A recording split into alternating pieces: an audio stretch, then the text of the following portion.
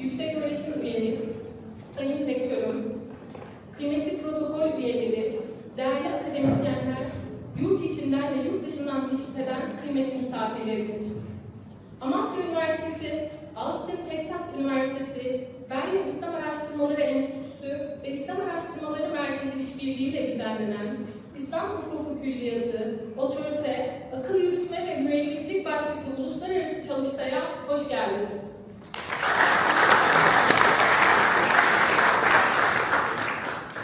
İslam hukuk geleneğinin temel metinlerini, otorite, muhakeme ve müelliflik ekseninde yeniden değerlendirmeyi amaçlayan bu atölye vesilesiyle farklı ülkelerden ve kurumlardan gelen kıymetli araştırmacıları Amasya'da ağırlamaktan büyük memnuniyet duyuyoruz. Good morning everyone. It's my pleasure to welcome you to Amasya and to the workshop Islamic Legal Corpora, Authority, Reasoning and Authorship. Organized jointly by Amasya University, the University of Texas at Austin, the Berlin Institute for Islamic Studies, and Center for Islamic Studies. This workshop brings together scholars from different institutions, countries, and academic traditions to engage with the rich and diverse corpus of Islamic legal thought. 3 gün boyunca devam edecek bu ilmi buluşmanın verimli müzakerelere, ufuk açıcı tartışmalara, yeni bakış açılarının ortaya çıkmasına ve kalıcı akademik işbirliklerinin kurulmasına vesile olmasını temenni ediyor, teşrifleri ve kıymetli katkıları dolayısıyla tüm katılımcılarımıza teşekkür ediyoruz. Ayrıca bu çalıştayın gerçekleşmesine katkıda bulunan Amasya Valiliğine, Amasya Belediyesi'ne, Amasya İl Müftülüğü'ne ve Foldu Şirketler Grubu'na da teşekkürlerimizi sunuyoruz. Over the next 3 days, we will explore texts, ideas, and intellectual traditions that have shaped legal reasoning across centuries. The workshop will also provide an opportunity for discussion, reflection, and scholarly exchange. We are grateful to everyone whose efforts and support have made this gathering possible.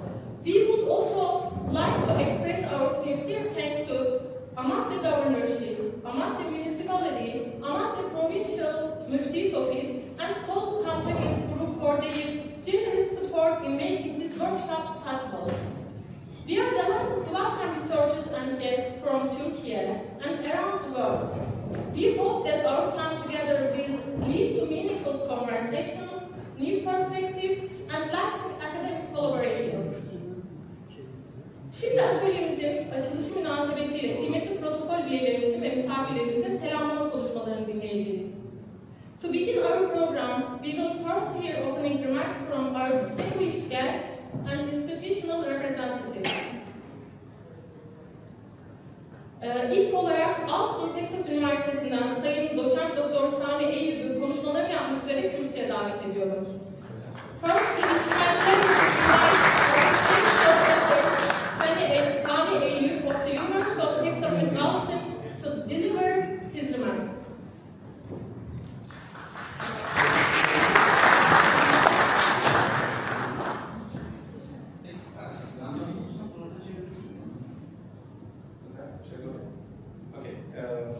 Assalamu alaikum.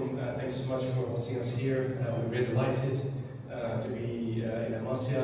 Thanks so much for Professor Mutazabir, who's the reason that we're here today. Thanks so much for our local hosts, the University of Amasya. Thanks so much for my co-organizer, Asad Kurnaz. We've been able to bring our workshop for the last few years across different locales. Selamünaleyküm.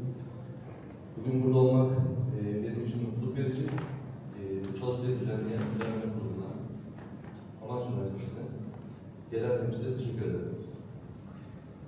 So the workshop continues a conversation that began several years ago from a shared conviction that the study of Hanafi school benefits from sustained, collaborative, and text-centered inquiry.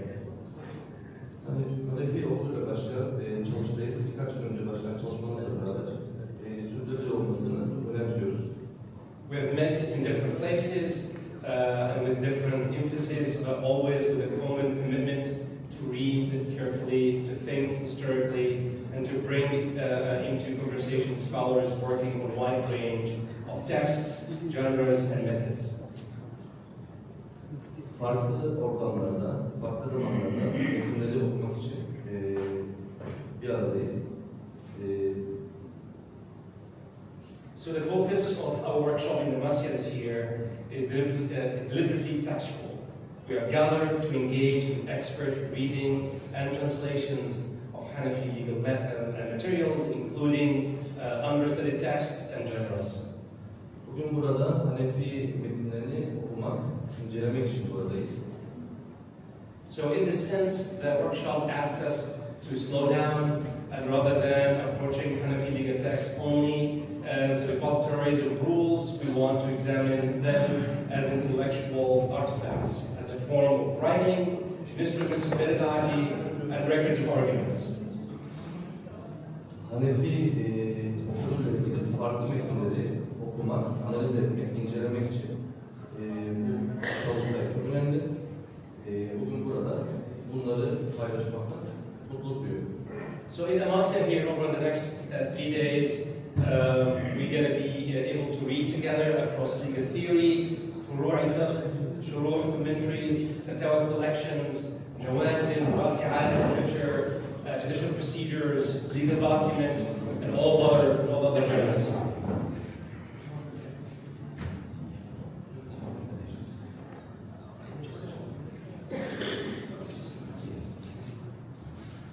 Birlikte geçirdiğimiz zaman içerisinde biz farklı hukuki teorileri, yorumlamaları, fetva derlemelerini, yargısal işlemleri, yasal metinleri, tematik anlaşmaları, bürokratik ve yasal metinleri ve kodlanmış yasal metinleri, meseleyle ilgili kodlanmış yasal metinleri okumak için buradayız. Again, we are very grateful to be in Amasya. We're very happy to be here. Again, I'd like to thank specifically again the organizer, Professor Murtaza Badir, Sardar Purnaz, Hassan Yerkazan, and their intellectual generosity and organizational labor to bring us to Amasya. Bir kez daha burada olmaktan memnuniyetim dile getiriyorum. Düzenleme komitesine görev alan tüm temsilcilerine teşekkür ederim. And again, of course, I want to thank all the participants here who came from all different places, all the presenters, the chairs, the discussants, and once more, it's a pleasure to see you in Amasya, and I look forward to this 3 days full of engagement, rigorous discussions, and I hope some enjoyable moments as well together. Thank you so much. Özellikle katılımcılara, oturum başkanlarına zaman ayırdığınız için teşekkür ederiz.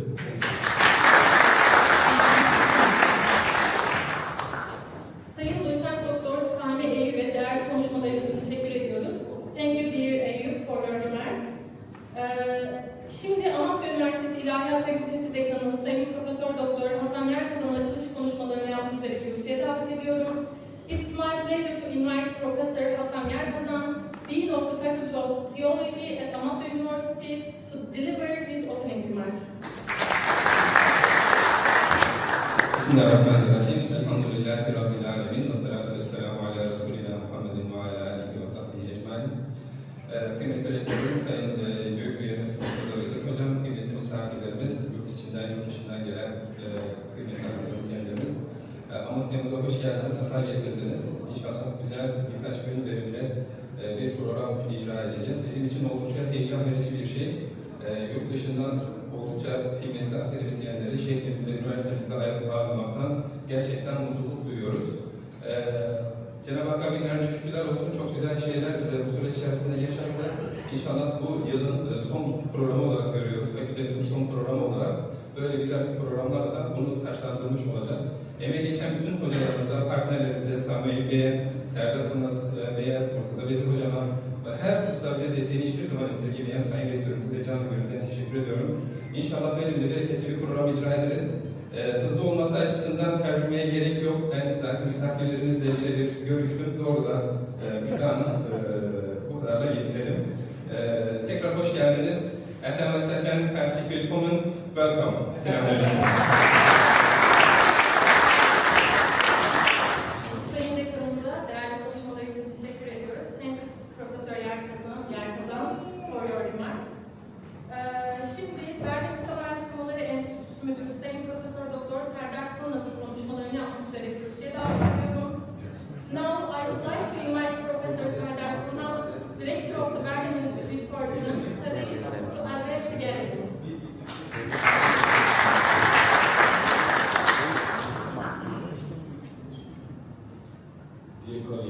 dear esteemed guests, dear professors, dear Murtaza Hocam, dear Sami Hocam, dear Hassan Hocam.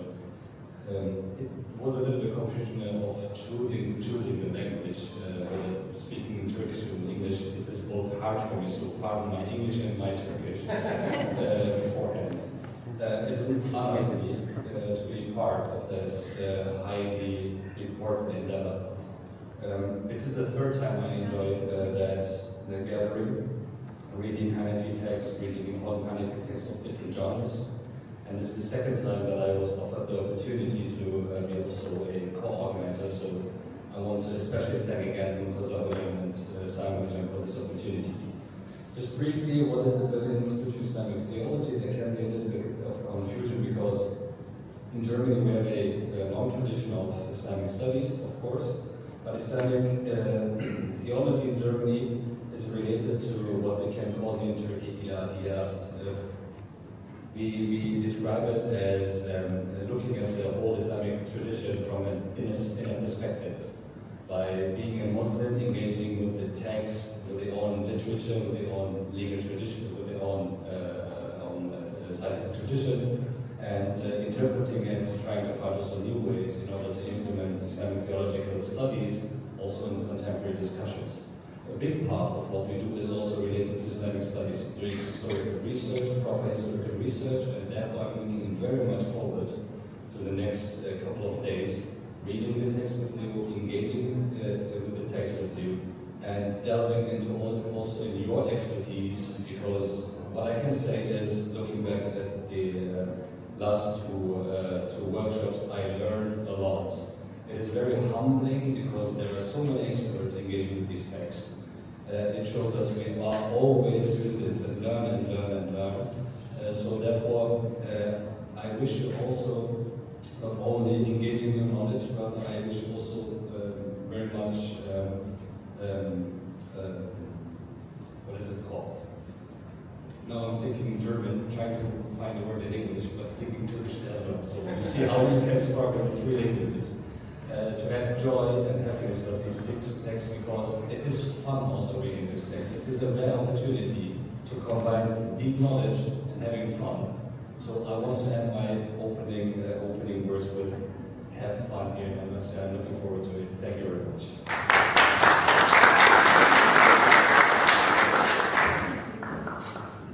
Sayın Serdar Yılmaz'a değerli konuşmaları için teşekkür ediyoruz.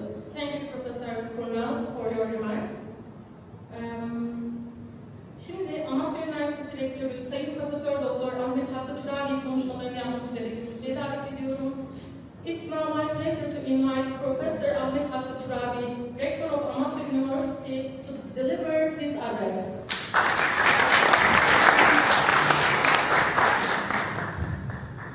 Saygıdeğer Başkanım, saygıdeğer İlmicim, pek muhterem Amasya Üniversitesi ailemizin senato üyeleri, dekanlarımız, Kozlu Şirketler Kurulu adına Sayın Lavuk Kozlu Beyefendi, İstanbul Merkez Vaizimiz Masum Anadolu Hocam, hepiniz Amasya'ya ve Amasya Üniversitemizin İmaret Bilim Kültür Sanat Merkezi'ne hoş geldiniz, şerefler verdiniz. Honored guests, dear scholars, dear participants, dear representatives, on behalf of Amasya University, I am very pleased to welcome you to Amasya. Amasya Üniversitemiz adına İslam Külliyatı, otorite, akıl yürütme ve müelliflik başlıklı okuma çalıştayı münasebetiyle sizleri kadim ilim ve kültür şehri Amasya'da ağırlamaktan büyük bir memnuniyet duyduğumu ifade etmek isterim.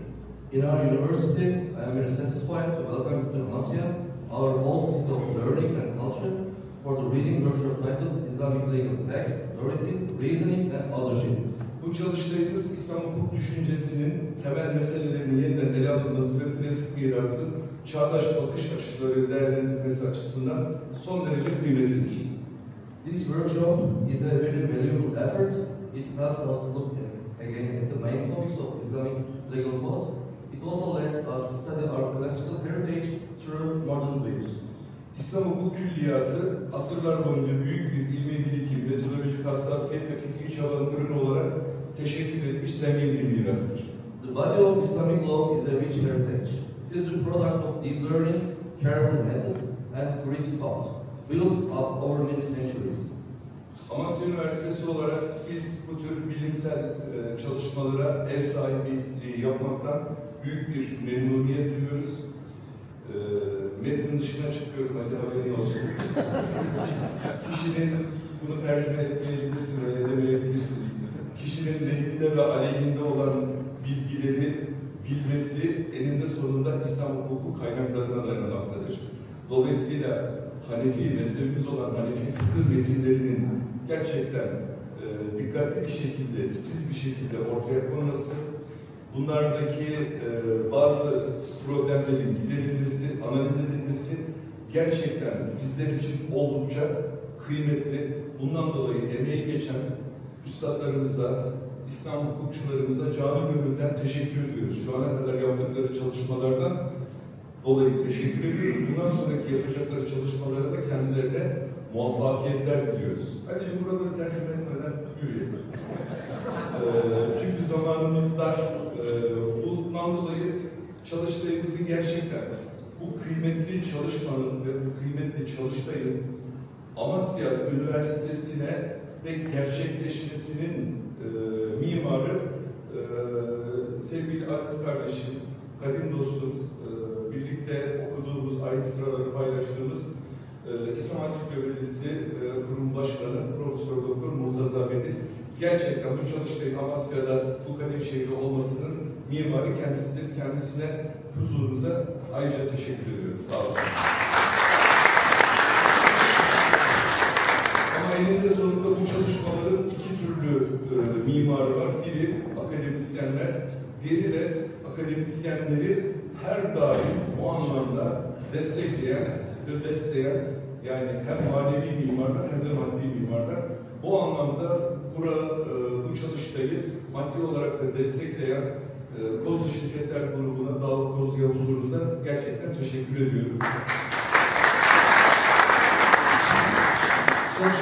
Çalıştayın başarılı bir şekilde, muvaffak bir şekilde bitmesini Cenab-ı Allah'tan niyaz ediyorum. Tekrar Amasya Üniversitesi ailesine hoş geldiniz.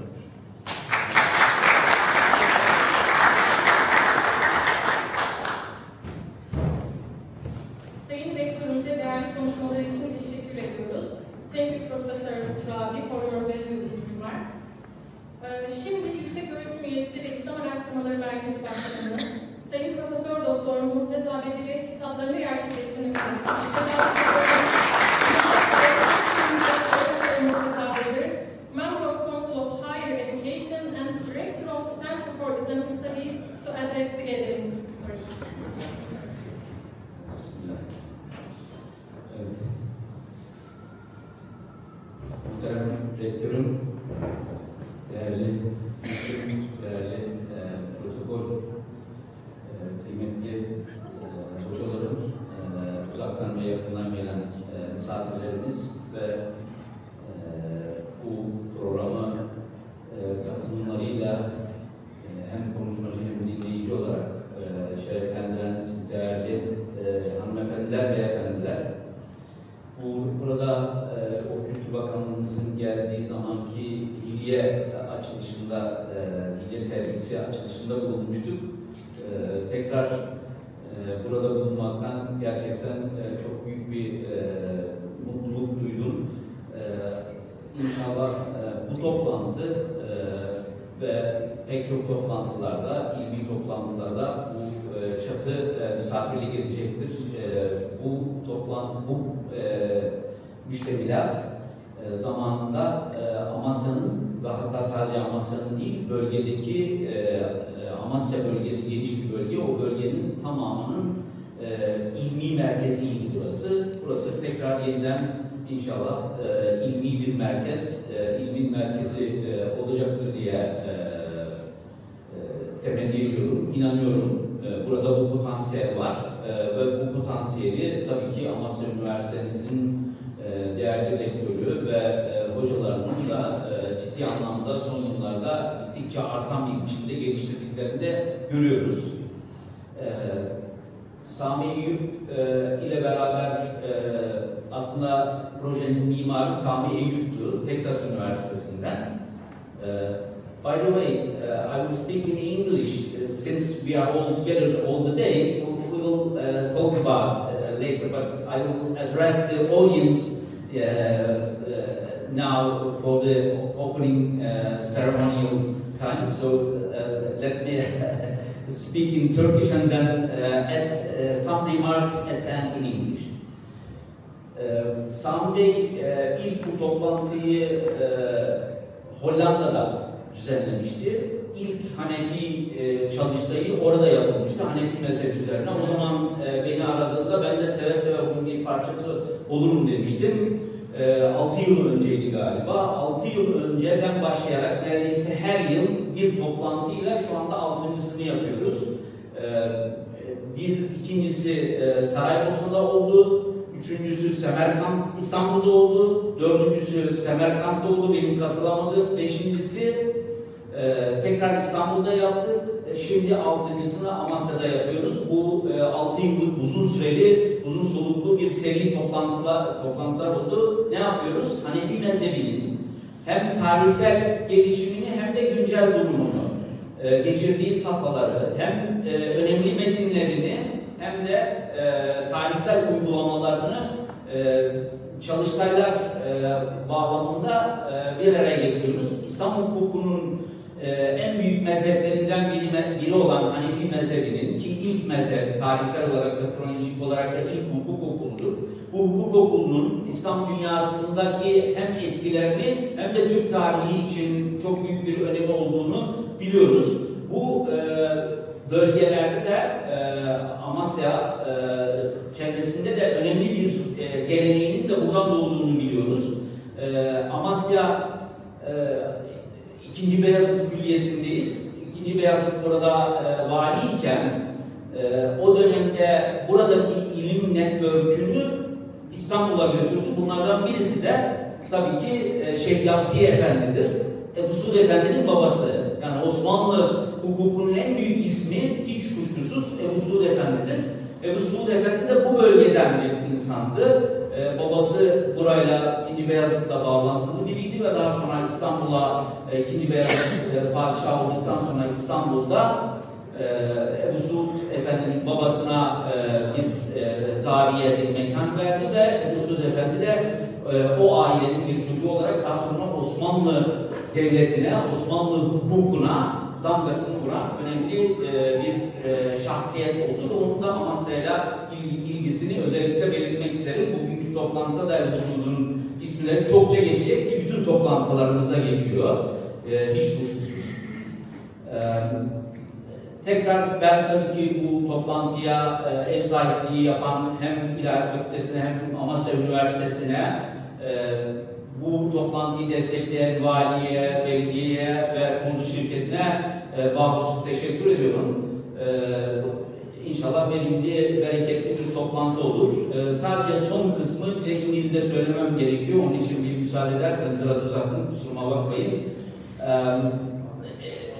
The last remark about Ebu Suud Efendi. Ebu Suud Efendi is the son of Yavsi Efendi, Sheikh Yavsi Efendi. Sheikh Yavsi Efendi is close associate of Beyazıt II. When Beyazıt II was the governor here in Amasya, he had in his associate a number of different traditions, including the Sufi circles and the ulama circles, and he took them to Istanbul. And when he became the Sultan of the Ottoman Sultan, Beyazıt II, he took them to Istanbul, and Sheikh Yavsi Efendi was one of them. And Ebu Suud Efendi is, no doubt, is the greatest jurist of the Ottomans, is linked to Amasya. That was the point that I want to make it. So I hope we will have a good time here and you enjoy your time here. And thanks for coming and thanks for contributing. See you.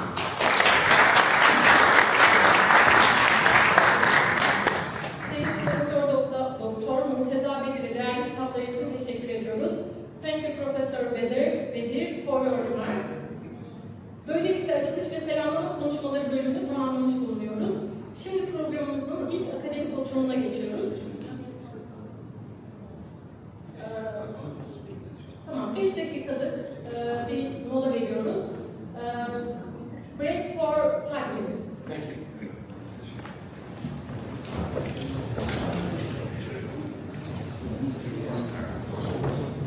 Your Turkish is still alive?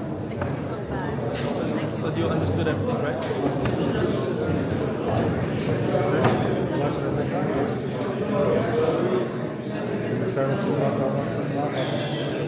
Can't mix and bother.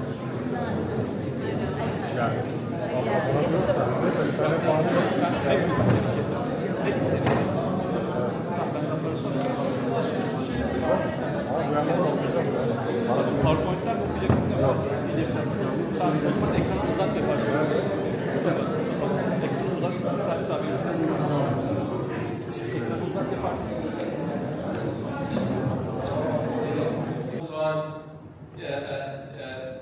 Have for them certain kind of authorities that's specified to them through him.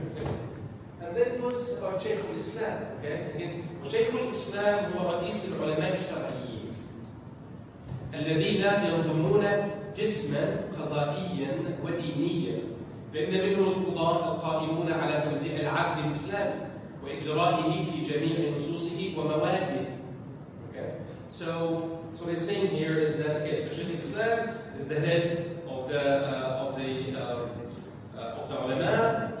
Shara, الذين ينظرون that is part of this judicial body, the judicial and religious body. Some of them are judges that are responsible for the distribution of Islamic justice, and its going to be what and its execution, okay, in all its texts and articles. That's good. Okay, and then he says, وبواسطة المذكورين ينفذ سلطته الشرعية.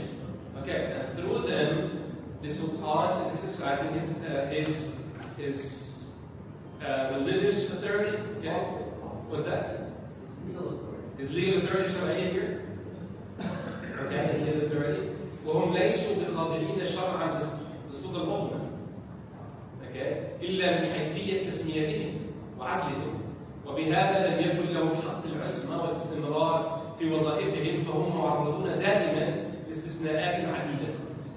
Okay? So here on the one hand, they are not subject to the Sultanic authority. However, on the other hand, they can be fired any time. Is that right? Do you understand?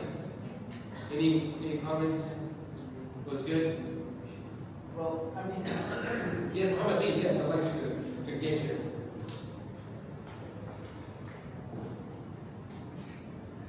It's an interesting claim because it seems like the same as both sides.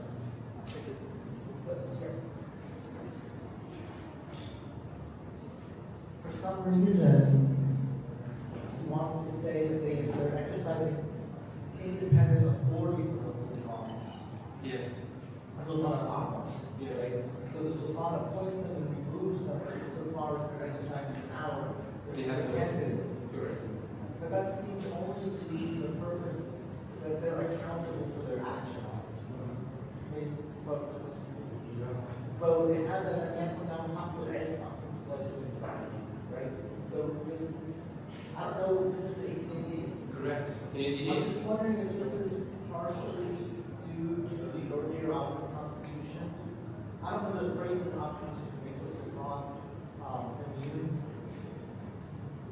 The no Ottoman Constitution is not immune. Unlikely. Well, no, there's something about that term exactly. Yes. But it seems to be trying to set out they are, unlike the Sultan of Alam, they don't have Islam. Like they're not Mahsumin, right? They don't enjoy some sort of community that the Sultan of Alam has. Or else what do you make of That's not getting it. Islam? That's not meaning that they can be fired anytime at will. Well, So they're not immune from that. then, but that's what list of God. تمام. So you're reading an Isma list of gods is the same thing, right? They're two different things. Okay. So I would think that when they're from level top of Isma, I would try to assume that means they don't have immunity. Immunity. They don't have Immunity of what? Immunity Being from fired.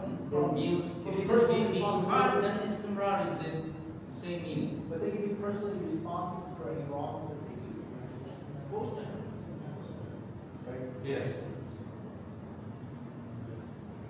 Okay, thank you. Any other questions? Okay, good. Okay, so here, so the Sultan exercised his, I would say, his authority through the Shaykh of Islam and those underneath him, and then he goes to a Sultan Qadariya. So he makes a distinction between Muhammad Sultan Shar'iyya, which I don't think is going to be legal in that way, but he also has the Sultan Qadariya. Okay? So it says here, ويجري السلطان كذلك سلطته القضائية بواسطة مجالس مدنية موجودة في كل قاعدة في كل ولاية، وتلك المجالس المختصرة إجراءاتها على ما تشتمل عليه الأوامر السلطانية بالنظر إلى الحق الإداري. فإن المسائل المتعلقة بالحق الشرعي المدني الراجع إلى الأحوال الشخصية تتعلق بالقضاء، ولكن قد تفصل هذه المجالس حقوقا مدنية خاصة بمساعدة علماء الشرع لهم إذا غربت عنهم الحقائق الفقهية. This is very interesting. Okay. In the Ottoman context, the Ottomans were very interested in developing this majalis I think in the provinces, but they also use majalis Madaniyya, as you can see here. And this is Madaniyya means what? Civil, right? Okay, so it's not about, okay, very good, so we can see the page. And this majalis, its procedures were limited to what the Ottoman, what Sultanic orders determined in relation to this al-haqq al-idari. Okay? Again, back to this. So the word haqq comes here much more frequently. So what haqq al-idari would be here? What's haqq al-idari? Claim, representative claim or administrative claim, right? فإن المسائل المتعلقة بحق الشرع المدني again حق again. So what's حق الشرع المدني? That's a dominant that a person might have against another person. The civil matter. Civil matters, very nice. Okay, تتعلق بالقضاء. Okay, so it's going to be sorted by the judges. ولكن قد تفصل هذه المجالس, but these civil councils can be also reviewed. Okay, تفصل حقوقا مدنية, civil claims, with the help of the علماء الشرع. Okay, with okay, so they can seek the help of Muslim jurists or scholars if they're not aware of this of fiqhi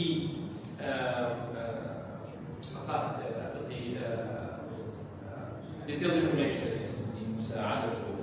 No, with the help of it. Okay, what's key here is that actually the coming here chapter, paragraph. It tells here, ونظن أن توسيع نطاق سلطة هذه المجالس إنما هو من قبل ضرورة تعديل سلطة العلماء في المملكة. He's asking that we need to really expand the jurisdiction of these civil councils, okay, by also adjusting the authority of the ulama within the Ottoman domain. تعديل. Sorry. تعديل وتوسيع النطاق. No, but توسيع نطاق المجال. سلطة المجالس. سلطة المجالس which are مجالس مدنية. Correct. But that seems to require constricted law. Correct. Okay. So they expand the majalis, constrict the authority of the ulama. Okay. في المملكة فالغاية محمودة. Okay. So this is a praiseworthy effort. لأن السلطة المذكورة مجحفة على نوع ما بالموازنة السياسية. Okay, so what is saying here?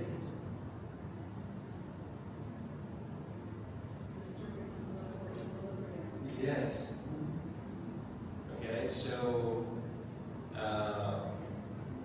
the above mentioned authority, okay, will stabilize the political balance, right? Which يعني unfair, you're gonna change things. Unfairly. Infringing, thank you. Okay? It says here, فإن الشرع الإسلامي يرفض كلما يخالف مبادئه على أن الوصول إلى تلك الغاية غير ممكن. Okay? There's also part of the problem with Arabic in the حقوق some urgent, right? I think sometimes that he's translating or he's putting things together I think in a particular way. Before we go there, Yes. what is the Sultan of Corpora is either the majority and the year or on the left? The ulama. So you think it's the ulama? Yes. Right. So you're saying that the authority of the ulama are basically conflict disturbers and political. Yes, correct. Okay. Yes, again, he says here, على أن الوصول إلى تلك الغاية غير ممكن. Okay, why is it possible?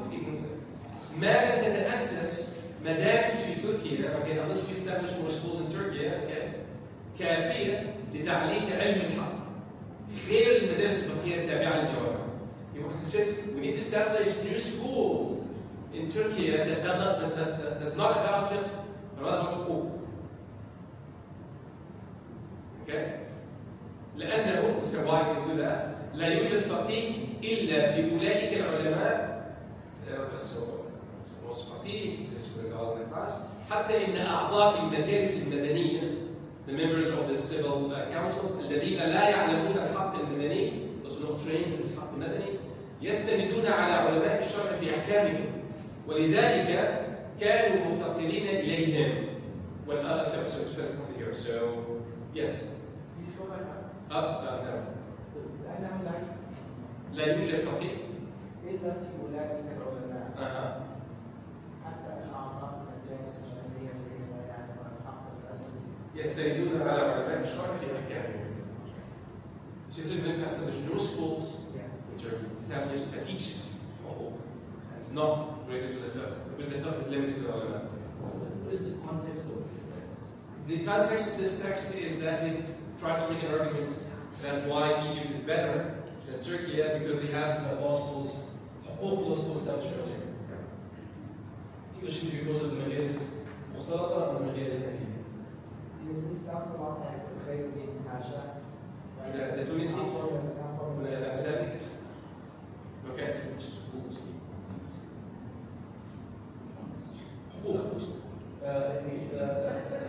مدرسة الأسود الإدارة اللي فعلا sorry, 1830s.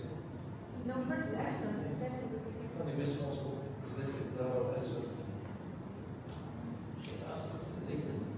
But now it's only parliament.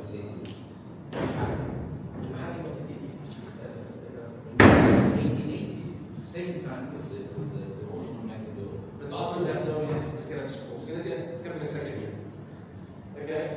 والثاني أنه لا يوجد الآن قواعد ورفعات. By the way, this argument is very much look like the argument in the Madbat of Majalla. You've seen the Madbat of the Majalla. The same argument is put forward here. That's right, actually, yes. So in the Majalla they say, well, we have no trained judges in the Nizamiya course. Because the fiqh is very difficult. They need the advice of the ulama, and the ulama don't know the commercial matters, and we need to train civil lawyers who have who knows both Ottoman law and the commercial things at the same time. So the same types of arguments are going on here. Correct. So here again, so this is really, I think, the emergence of something that we don't hold. That hold is not fiqh, and yet it needs to rely on some of this fiqh. Okay, but it requires different kind of training. It is not going to be possible through the method. Okay, so this is the key thing here. Okay? And it says here الأمر الثاني أنه لا يوجد للآن قواعد ومرافعات قانونية كاملة في المملكة. Okay? There is no complete set of procedural rules in the lands. تحدد بدقة establish with accuracy اختصاص تلك المجالس. The jurisdiction of these civil councils ونوع الإجراءات type of procedures before it. ولهذا كانت إدارة العدلية غير تامة. So the procedure just is not complete. Yes. Maybe you should ask this, or I should ask this at the beginning. When it speaks about majalis, that implies council. So are these judges or like mini parliaments? It's a combination of things. So some of these councils used to have judges, used to have local elites, used to have sometimes actually some muftis of the local neighborhood, stuff like that. No, I mean, just not the anachronistic. It sounds kind of like the way that Mabala work. That's correct. Where you have like a group of people. Yes, where people just solve the problem. Who was here at the local Yes, place, that's right. and they would sort of discuss it and make a decision. That's right. So, is there supposed to be, these aren't the Mahakim of Albania. These majalis aren't the Mahakim of Albania. Are not correct. They're not. Yeah, I'm wondering what is using the majalis and the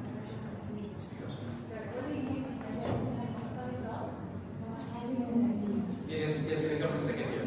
Okay, so we just put the scene here that we need more majalis, we need, Turkey must have more law school education, okay?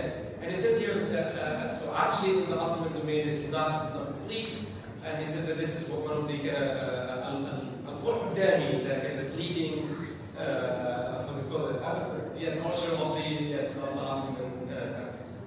وقد يجب أن نستثني مصر. Egypt is the exception. Okay, why is that? It says here لما في مجالسها المختلطة, okay, this is for the mixed courts, ومحاكمها الأهلية, and these أهلي courts, I guess, الآن, and that exists at the time, من المتممات الحديثة, إنما الذي يهمنا أمره أكثر هو أن نرى ما هي القواعد. So he says within the mixed courts in Egypt and within the Ahli courts in Egypt, they just adopting this new science of Hukuk and all these laws and procedures that exist within it. Again, that's his claim. Yeah? So unless it's true. Yes. No, but there is a problem in using majalis then, because you cannot use majalis if it's judges that are sitting there, considered as judges by the government. Correct. So then why are you using majalis mukhtalata? It's weird. You should use mahakim mukhtalata. It's the term he's using at the time. It's okay. Yeah, but because the difference between, I mean, Khalifah, you show it in his book between Majlis and That may be true. That's why you have Majalis Hizbiyya, you have Mahakim Hizbiyya, because you have judges. I take your point. So I don't know why he's using it. I agree. But my claim is the following. Just 1 second here. So he says here, وَالَّذِي يَهْمُنَا أَمْرُهُ أَكْثَرُ. This is my claim is that his perception of haqq is that kind of phrase. He says here, ما هو أن نرى ما هي القواعد القائمة عليها العلاقة بين الدولة والأفراد. I think that's what he means by haqq. Okay? It's exactly what he means by haqq. He means by haqq, this is القواعد القائمة عليها العلاقة بين الدولة والأفراد. That's what he considered to be haqq. This haqq exists even earlier. This حق العثمان القديم, حق العثمان الجديد, but that particular relationship and how the Ottomans and how many authorities determine the relationship between the state or the empire and its subjects. Okay? Yes, Muhammad, can I say something? I was confused. I thought this was an Egyptian journal. It is Egyptian program. No, but the summary is It is Egyptian program. No, but Lebanese is Lebanese. What's that? And Ishmael is Lebanese. His brother is also. Is Lebanese means what in the No, but that's Egyptian. That's No, I mean, can be considered as Egyptian. The journal is Egyptian. Correct. So he's writing about reforming the Ottoman system, not the Egyptian system. But each was brought about. No, I understand, but After 1980. this isn't directed towards the way to lead. directed towards the rest of the empire. Correct. So it's not presenting resistance. It's about the entire Ottoman system. That's correct. It was pro-Ottoman, correct. So who's the author of this? Amin Shumail. Of this essay? Correct. He's the editor. Okay. So we have to move on because of time. Okay, so he said here, again, so for me, my claims that this حق is talking about is القواعد القائمة عليها العلاقة بين الدولة والأفراد فقبل أن تمتد التنظيمات التي أتى بها ساكن الجنان سلطان محمود الجليل كانت مبادئ الحق العام الداخلي كما هو مقرر في كتب الفقهاء الإسلاميين. So he says that before the تنظيمات that was brought about by the late Sultan Mahmud, the principles of, again, الحق العام الداخلي. What kind of translation is that? What's حق عام داخلي here mean? Can you guess? الحق العام الداخلي means here. You tell it. You are doing Well, just don't engage people. The general principles of rights. I think it's talking about The general principles of right in civil law. العام الحق العام الداخلي like constitutional law. General principles. فقهاء بموجبها كانت الرعايا العثمانيين الى قسمين عظيمين، قسم المؤمنين وقسم غير المؤمنين. أولين جميع الحقوق لم يكن للآخرين سوى التحمل البسيط. Again, this word تحمل is very key because I don't know where that term came from. Okay, تحمل means here means for me like some sort of tolerance. Okay, that we can coexist in a particular way. I have the feeling that some of the terminology here was like comes from French. That temper just is tolerance. You know what I mean? I see. Okay. That's why they like friends. Yes. Okay. So here it is. This is haq. It's haq of many. Okay, as I point out, and the need to change the legal education for the things that I mentioned to you earlier. Okay, and what I propose that is a new conception of haq is emerging. That haq is about the relationship between the state and its subjects. Okay, so because of time, I'm just going to go ahead and just show you this case, and then I will stop. This is a really important case because, as I mentioned, have been discussed in secondary literature. Okay, القسم القضائي. Somebody like to read with me? Ram, would like to read? Thank you. Give the mic. Ram, thank you.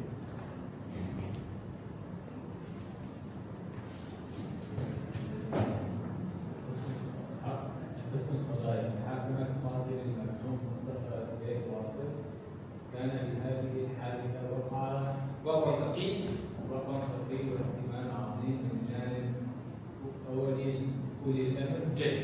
فأرسلت الحكومة الإسلامية أيدها الله لجنة فحص إلى الفيوم. Okay, very nice. Okay, so this is, as you can see, the title here is reporting on a criminal case. Okay, in 1888 in Egypt. Okay, about the killers and the murderers of this Marhum Mustafa Big Wasif. Okay, and this was a really big case. Again, as it's what the was very difficult for people, and even the government, okay, was very interested in that particular case. So the government أرسلت الحكومة السنية أيدها الله. So the government sent an action committee to the Fiyum, okay, which is just outside the care about like a house from there, okay. ولما علمت عملتها حقيقة الأمر ورأتنا في ذلك من الجسارة والبدر عينت لها محكمة خصوصية انتخبتها من أفاضل رجال قضائها. Okay, thank you. So when the government learned about the seriousness of that crime and what happened, al-jasara means what? What's jasara? It's not carriage, but also like some sort of what's that? Baldness. Thank you. Well, what's ghadr? Yeah, treachery, right? So it's some sort of baldness and treachery in that murder case. So the government did appoint like a special court. Okay, so now the government in Egypt is a a criminal case, and they appointed a private,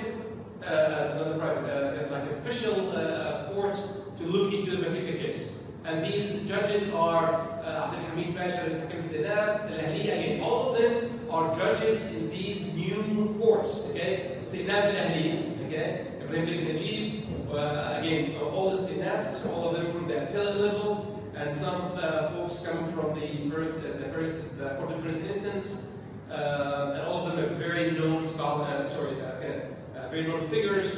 As you can see, some of them are, what's this guy? I believe one of them. Yes, some of the stats, I don't see his name now. Is going to be here, but these are very important figures here to look into this. And the government says something very key here.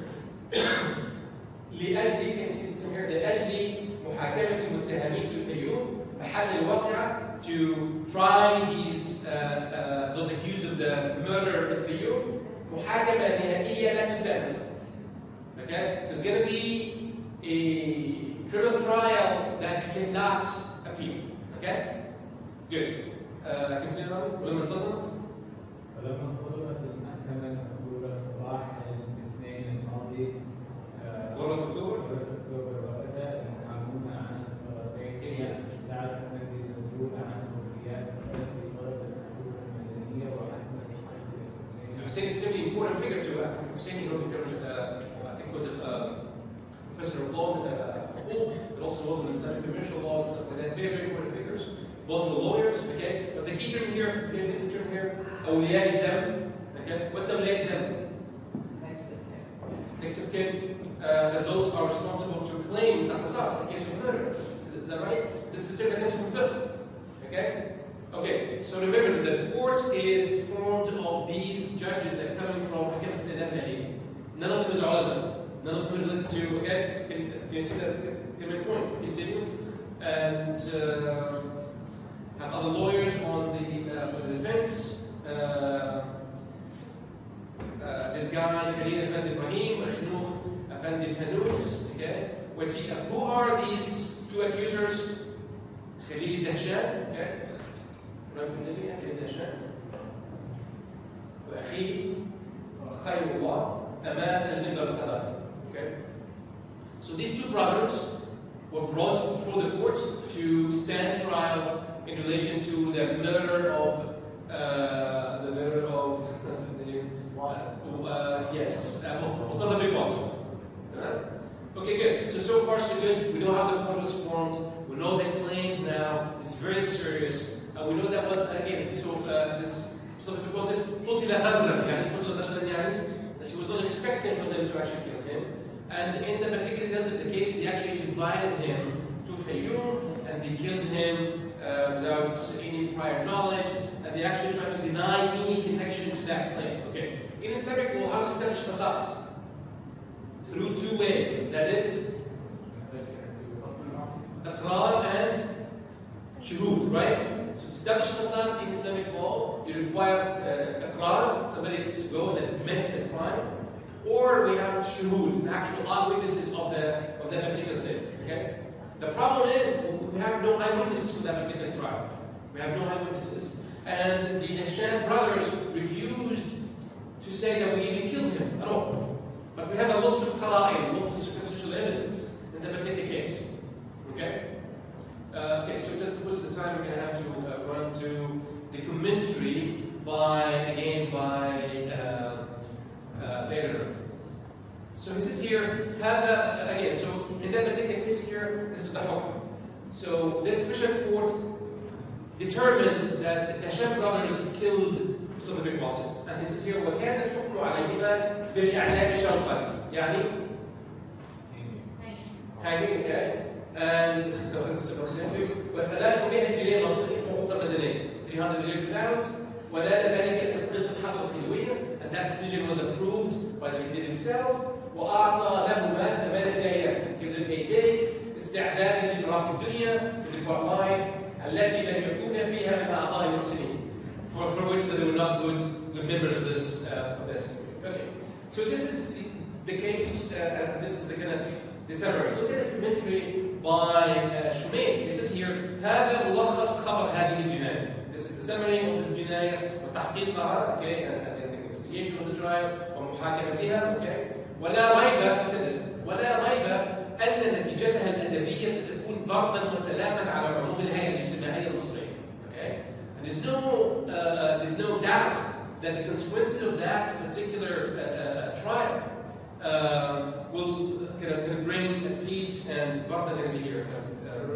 Yes, thank you. Yes, relief for the الهيئة الاجتماعية. This is a term that emerges to refer to society. Okay.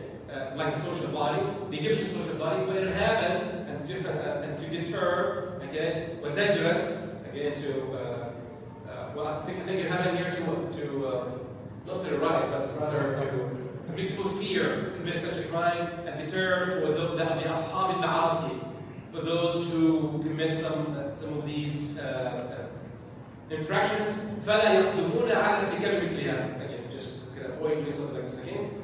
And then he says here, ثم مهما تحدث البعض. I think here he's referring to the defense of these two brothers. مهما تحدث البعض في نوع هذه المحاكمة. The kind of that trial. والحكم بالإعدام على الاثنين. Okay? And the execution sentence for these two brothers مع أن ظواهر التلبس قابلة للمناقشة. Okay? Because what is apparent for that particular case, that this must be discussion, open for discussion about the involvement of these two brothers in that murder. ثم عدم إقرار المتهمين. Again, so the المتهمين did not acknowledge their crime with murder. ولم يقم شاهدين يشهدان على أنهما نظراهما في حال وقوع ذلك. There's no two witnesses to establish that they actually saw them killing this person. Again, this is exactly saying that what they're doing is not continuity of Islamic criminal law, it's something else. But in the literature, it tells you, well, we have the term awliya idam, we have the wali is part of this, and this is continuity in the Sharia. And I think this is really not going to be helpful, because this is a new kind of legal and judicial procedure in which, yes, the Egyptian government is producing new kinds of rule, but it is justified because al-qara'in is sufficient under the Egyptian criminal law to establish death sentence. Yes? Not to challenge you. Yeah, please challenge me. It seems what he's saying is that this decision is legitimate despite the fact that it violates Egyptian law. Where does it go? Because the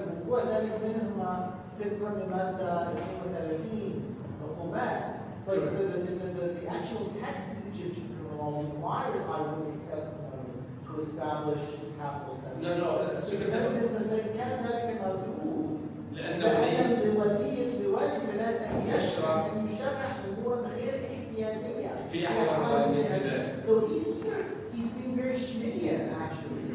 He's giving the ruler the power to make an exception to the law. Correct. So I'm not going to report on this case that you're criticizing, because that's not fair. That's right. But here, what he seems to be saying is that the death sentence actually violated Egyptian law.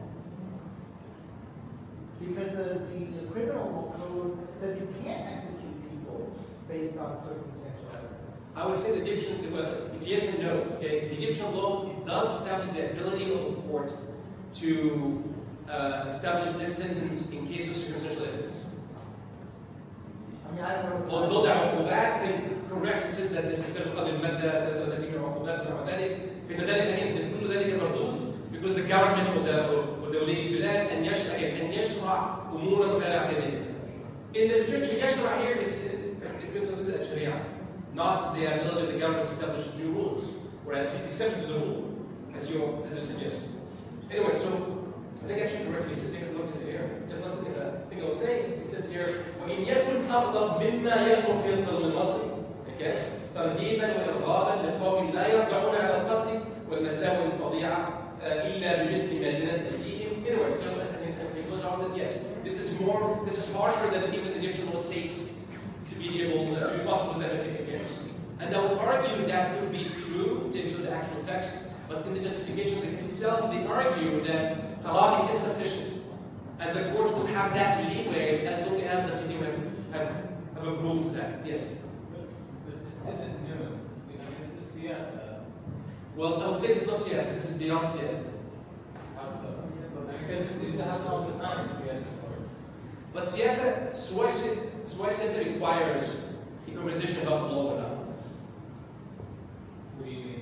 I mean that siyasa is beyond that. Siyasa had procedures that had its own rules. Okay. Two meanings, not politics. The common. Yeah. So the Mahakam Ahliya now can do siyasa outside of the basic. No, but my point is, you said that this is something new. New in terms of what? I thought Sorry, that new in the justifications why Qara'i is sufficient to establish criminal liability, by which they were getting sweet people. Yeah, but Muslim courts already used to allow that. Correct, but in that particular mode, in the Mahakam Ahliya, right? So those are participating in that particular procedure. Obviously, this exists early on. Yes. You can disagree with me, that's fine.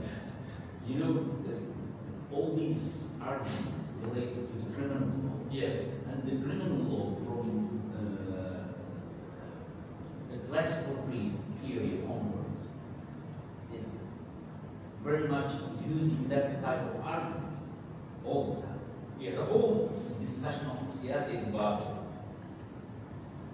But the entire argument about law that siyasa can be now limited, because the law comes to change that equation. Isn't it true?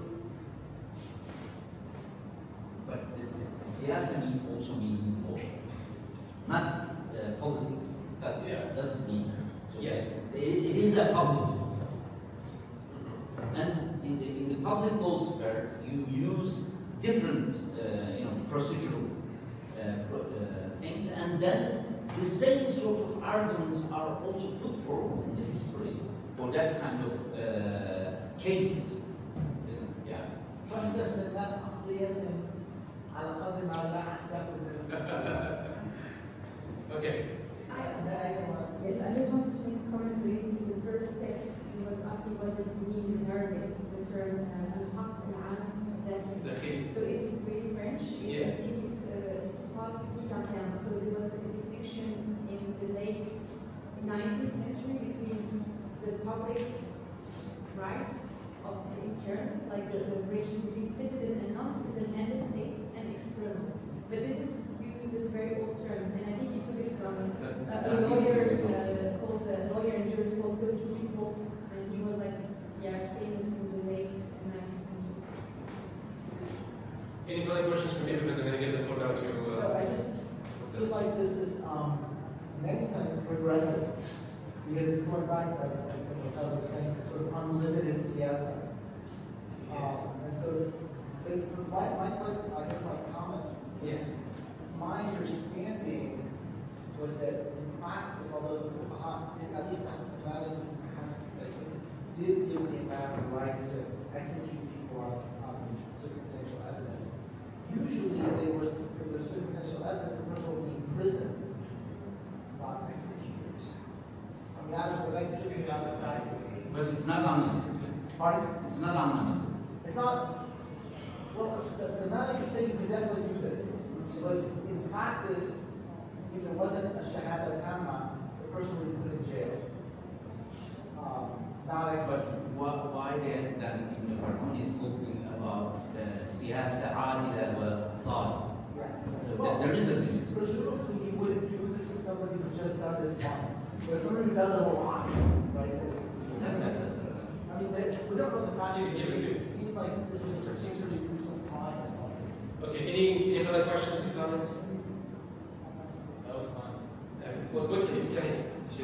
So, from a religious point of view, I mean, when you decide on such a case, it's as you said, Sami, it's a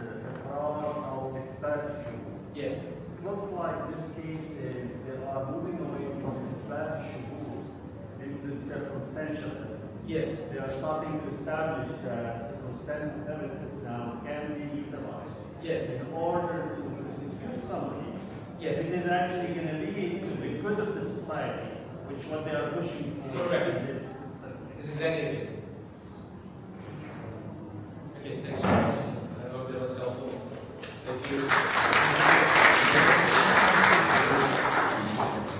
Trying to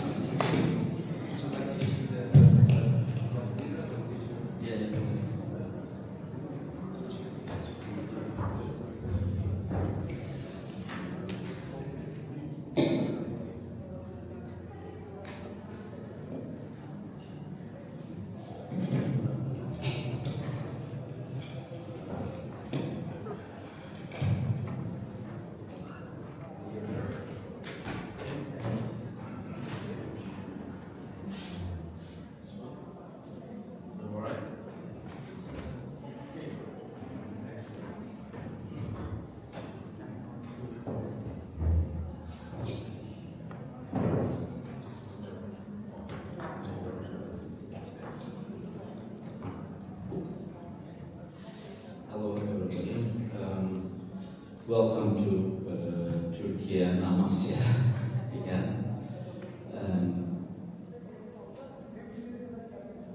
Sami was insisting to send me the text, on me to send the text, and then I only sent 2 texts 2 days ago. Yeah, because I wasn't ready.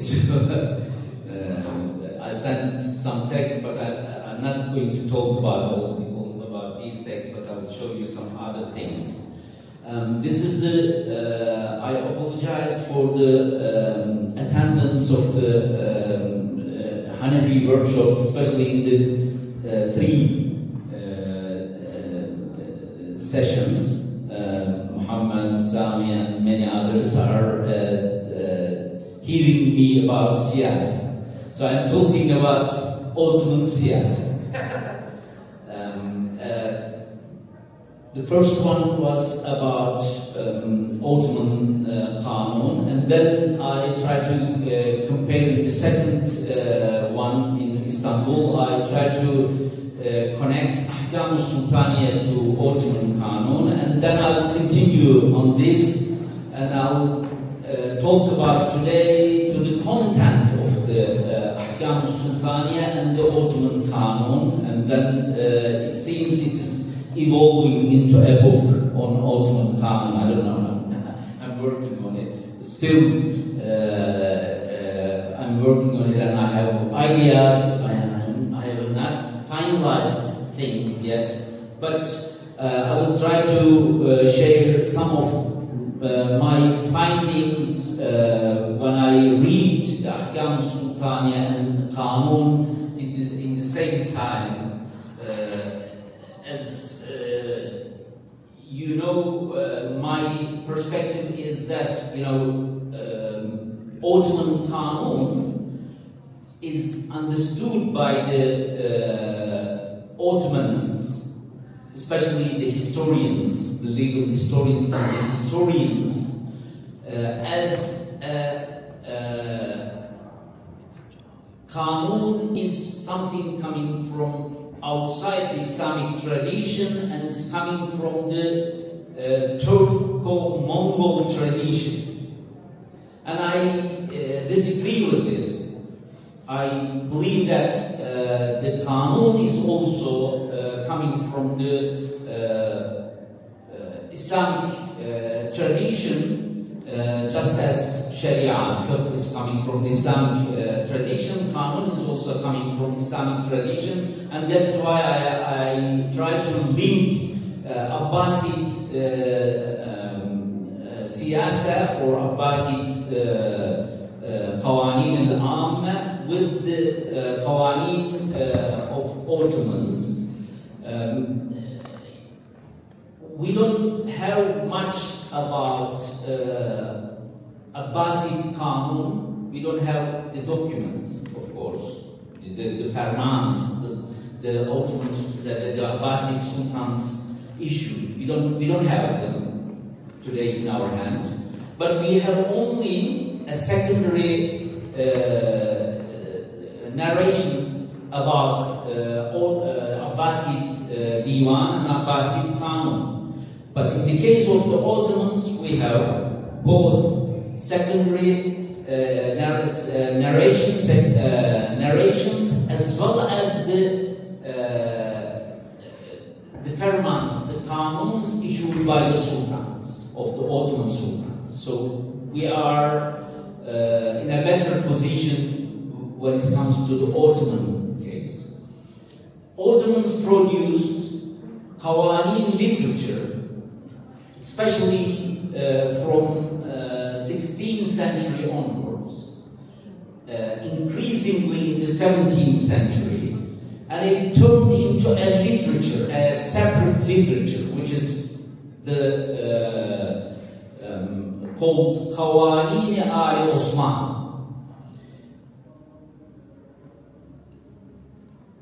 As those who claim that for the Ottomans there are two laws, one secular and one religious,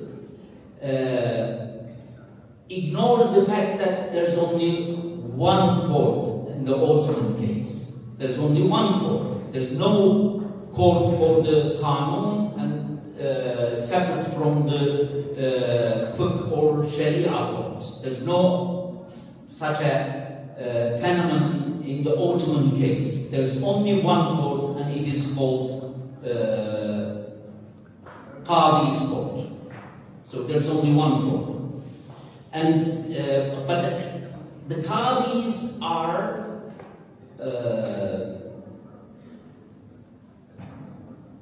implementing both the laws of the Sharia and the Qanun. That is, we know for sure.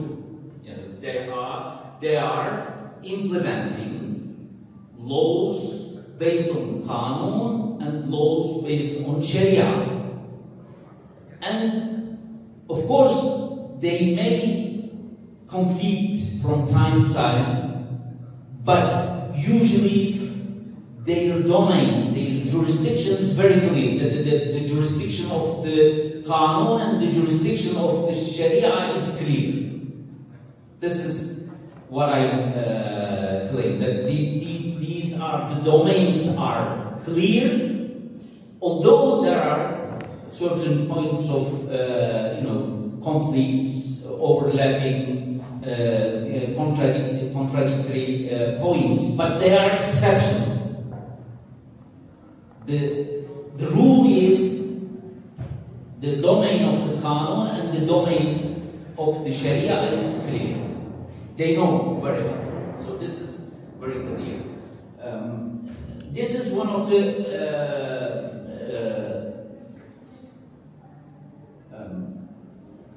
texts, I think from 17th and 18th century texts. This is a majmu'ah. This is a collection of the Qanuns and the fatwas based on Qanun sort of literature. There is, from the second part of the 16th century onwards, Ottoman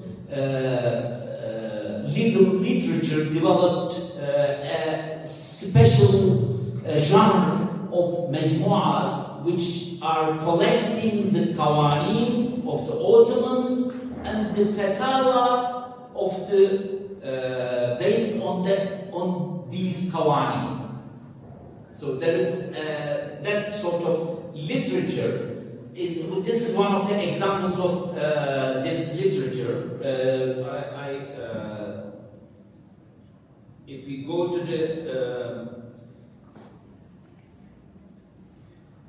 the first pages of this majmu'ah, which is here.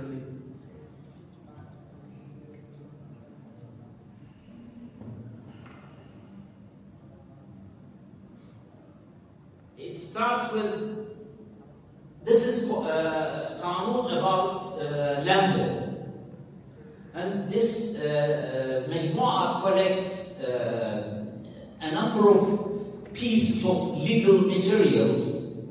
One of them is called question and answer sort of fatawa, al-masail al-muta'alliqa bil-aradi. You see?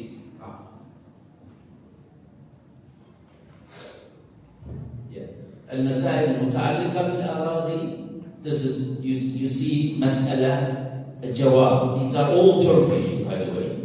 Al-masail al-muta'alliqa بالمشترك في الأراضي, the jointly owned lands, the questions related to the jointly owned ones, and then you see a standard fatwa is you can follow this mas'ala Zayd and Amr as is a case around, and then al-jawab, and then mas'ala, Zayd, Amr, and then jawab, the answer is going on. You can see here the same sort of materials are brought together here, and then later on, again, This is for the, again, the questions related to the taxes for the people and for others, the Ra'iyya and the others. And the questions related to the lands again here. And then there are certain fatawa attributed to the ulama here. It is fatawa Ali Efendi.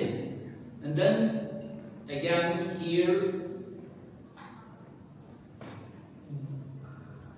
the other copy of the Ali Efendi fatawa.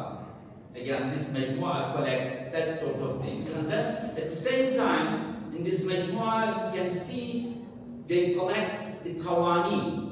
This is one of the qanun issued by the Sultan, which says, you can read, Ayşegül, what does it say?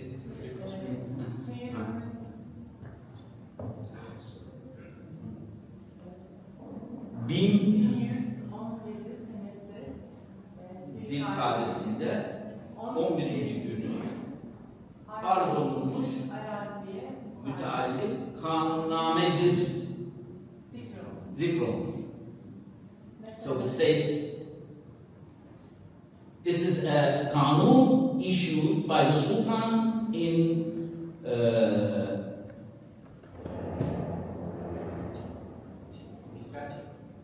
1117. Yeah. 1117 Hicri. 1117 Hicri. 1117 Hicri. So this is a kanun which says, for example, you see, mütevaffanın mahlul olan yeri ancak oğluna verilir. Mütevaffanın mahlul olan yeri oğluna verilir. Which means when the user of the land dies, and then or his land becomes free, so this is to be given to his son. This is exclusive. This is to be given to his son. So this is a kanun. Is issued by the Sultan. It's not something to do with the Sharia. It is Qanun. This is called Qanun. And then the second Qanun says mütevaffa zimminin yeri Müslüm olduğuna intikal eylemez. If the one died is non-Muslim, and then his son, if his son is Muslim, he can't get it. You see? This is also common. So this Mejmu'ah collects these qanuns. You see here another one, Qanunname-i Jadid, a new qanun, probably an earlier one before 1100. So here the kanun says babasını katleden kimesneye babası yeri intikal etmez. Whoever kills his father cannot get his father's land. So this is also kanun issued by the Sultan. And then another one it says 3 yıl boz hali kalan yeri tapu ile sabıkı alır. Öyle mi? Doğru mu? Alır. 3 yıl boz ve hali kalan yeri tapu ile sabıkı alır.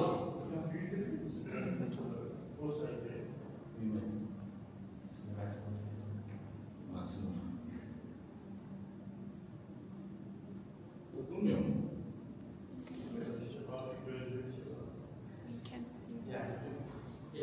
If 3 years becomes unused. The land becomes 3 years unused, and then this land, of course, this is Miri land. Miri land, you have to use it. If you don't use it, they will get you back from you back.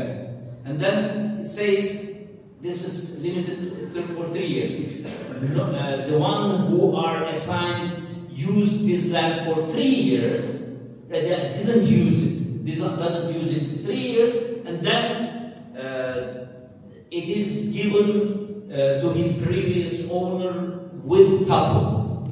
So this is also a canon.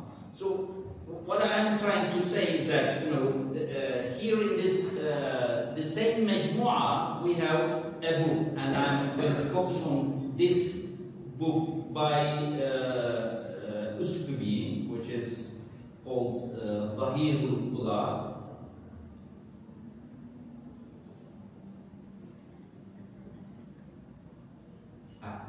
Üskübi Pir Muhammed Efendi fi Hakkil Kanun. So this Üskübi is sometimes called Shaykh al-Islam, but he's not Shaykh al-Islam, but he's known, he's very famous. He is actually a provincial mufti. In the Ottoman case, only the appointed muftis can give fatwa. Others can give fatwa, but has nothing to do with the public. So only the Shaykh al-Islam and the provincial muftis can give fatwa, and he is the mufti of Üsküp, one of the provincial cities of the Balkans. Üskübi Mehmed Efendi, Pir Muhammed Efendi, wrote 2 books which he mentions in this introduction. He says, Alhamdulillahi Rabbil Alameen, wa salatu wa salamu ala rasulihi Muhammadin khatam al-nabiyyin, wa ala alihi wa ashabihi ajma'in, wa ba'du sahibu kitab Mu'in al-Mufti, Üskübi Pir Muhammed Efendi Hazretleri, fıkıhta bir fetava telif edip, adını Mu'in al-Müfti koyup, Kavanini Osmaniye'de dahi iş bu Risale-i Cem edip adını Zahirul Kuzat koymuştur. It says the author of Mu'in al-Mufti Üskübi Pir Muhammed Efendi Hazretleri, in fiqh he produced this fatawa work which is called Mu'in al-Mufti, which is in fiqh, fatawa fil fiqh. And then Talif Adib, he composed it, he authored this fatawa, and he named it Mu'in al-Mufti. And then in Qawanin Uthmaniyya, in the Ottoman laws, he produced this treatise, this book, and called it Zahirul Qudat. So it is clear that Üskübi Pir Muhammed Efendi is talking about fiqh and kanun in this when it comes to the legal field. It is clear that the Ottomans have this kanun and the fiqh, and the same alim, the qadi and the mufti, because he was a qadi and then he's appointed as mufti, he wrote fatawa on fiqh. This is usual. We know very well. This is very common. But at the same time, he produced fatawa on Qanun, he says. And then he called it Zahirul Qudat. And let's read the first mas'ala here.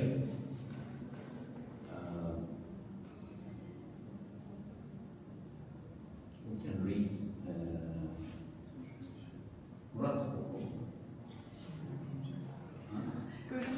you can't see. Okay, I'll read it. Zeyd vakıf eylediği bahçenin arasında bir miktar yerini gah ve gah ziraat eder iken fert olup emin-i Beytülmal Zeyd'in evladı zükûru yoktur diyor, vakfa vermeyip ahara vermeye kadir olur mu? This is the fatwa question asked to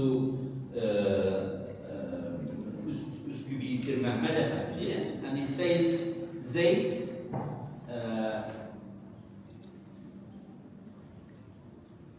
endows his orchard, his garden, and in his orchard, between the trees, there are places which are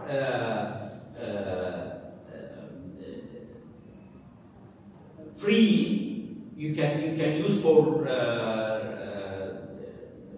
the purpose of agriculture. These places, these free places between the trees, if he gives to someone else to use it for agricultural purposes, and then when Zayd dies, the Emir Beytul Mal, that is the trustee of the Ottoman treasury, whether he can give Zeyd's land, Zeyd'in evladı zükûru yoktur. By the way, Zeyd has no son. If Zayd has no sons, and then can the trustee give this arazi to this land to another person with couple? So this is the question which is asked to Ottoman Mufti. Why he's asked? Because the Ottoman Qadis and Muftis are dealing not only the fiqh issues but also the Qanun issues. So he is asked the Qanun in this issue, and then the cevap, vakfın olan eşkardır. So if it is wakf, if it is endowment, on the what is endowed is only the trees, not the land. Land is not wakf, because land is near. It is the sultanic land. You can't own it, so you can't endow it. So it is the vakfın olan, that is what is endowed is the trees, not the land. Arazi değildir. Hususunda bir miktar muayyen tayin olunur. O miktar bir eşcar arasında hali kalıp içine çift koyup ziraate kabil olacak ahara verile deyip kanunnamede mesturdur.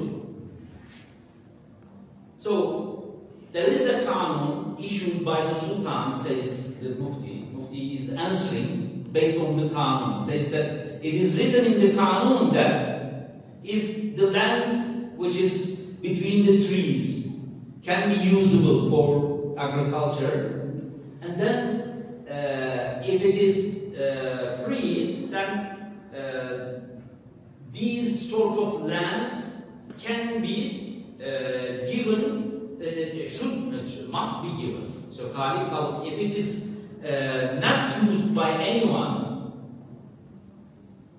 so khali kalıp içine çift koyup ziraate kabil olacak. If it is a kind of place where you can do zira, and then if it is that sort of land, then it is to be given by tapu to another person. It is to be given back, and this is the kanun. And it says at the end, you see, bu makbule umurda ulul emre müracaat olunur. What does that mean? Bu makbule umurda ulul emre müracaat olunur. Everything is in Arabic. Yes. Just You have to report the decision with the yeah, that sort of cases, it says. Bu makule bakımda, that sort of cases. These sort of cases are reviewed by the Sultan. So, if the Sultan, if there is a Qanun on that, then we must follow this. So, you see, so the whole 121 fatwa questions are in this way answered by the Mufti. You see? So, how are we going to interpret this? You know, Ahkam al-Sultaniyya by Mawardi. Mawardi, in his Ahkam al-Sultaniyya, promises us that, you know, he will explain al-Ahkam al-Sultaniyya, the Sultanic laws, ala ara al-Madhahib. So he will collect the views of the different schools on this matter, he says, in these Sultanic laws. I don't know whether he achieved that goal or not.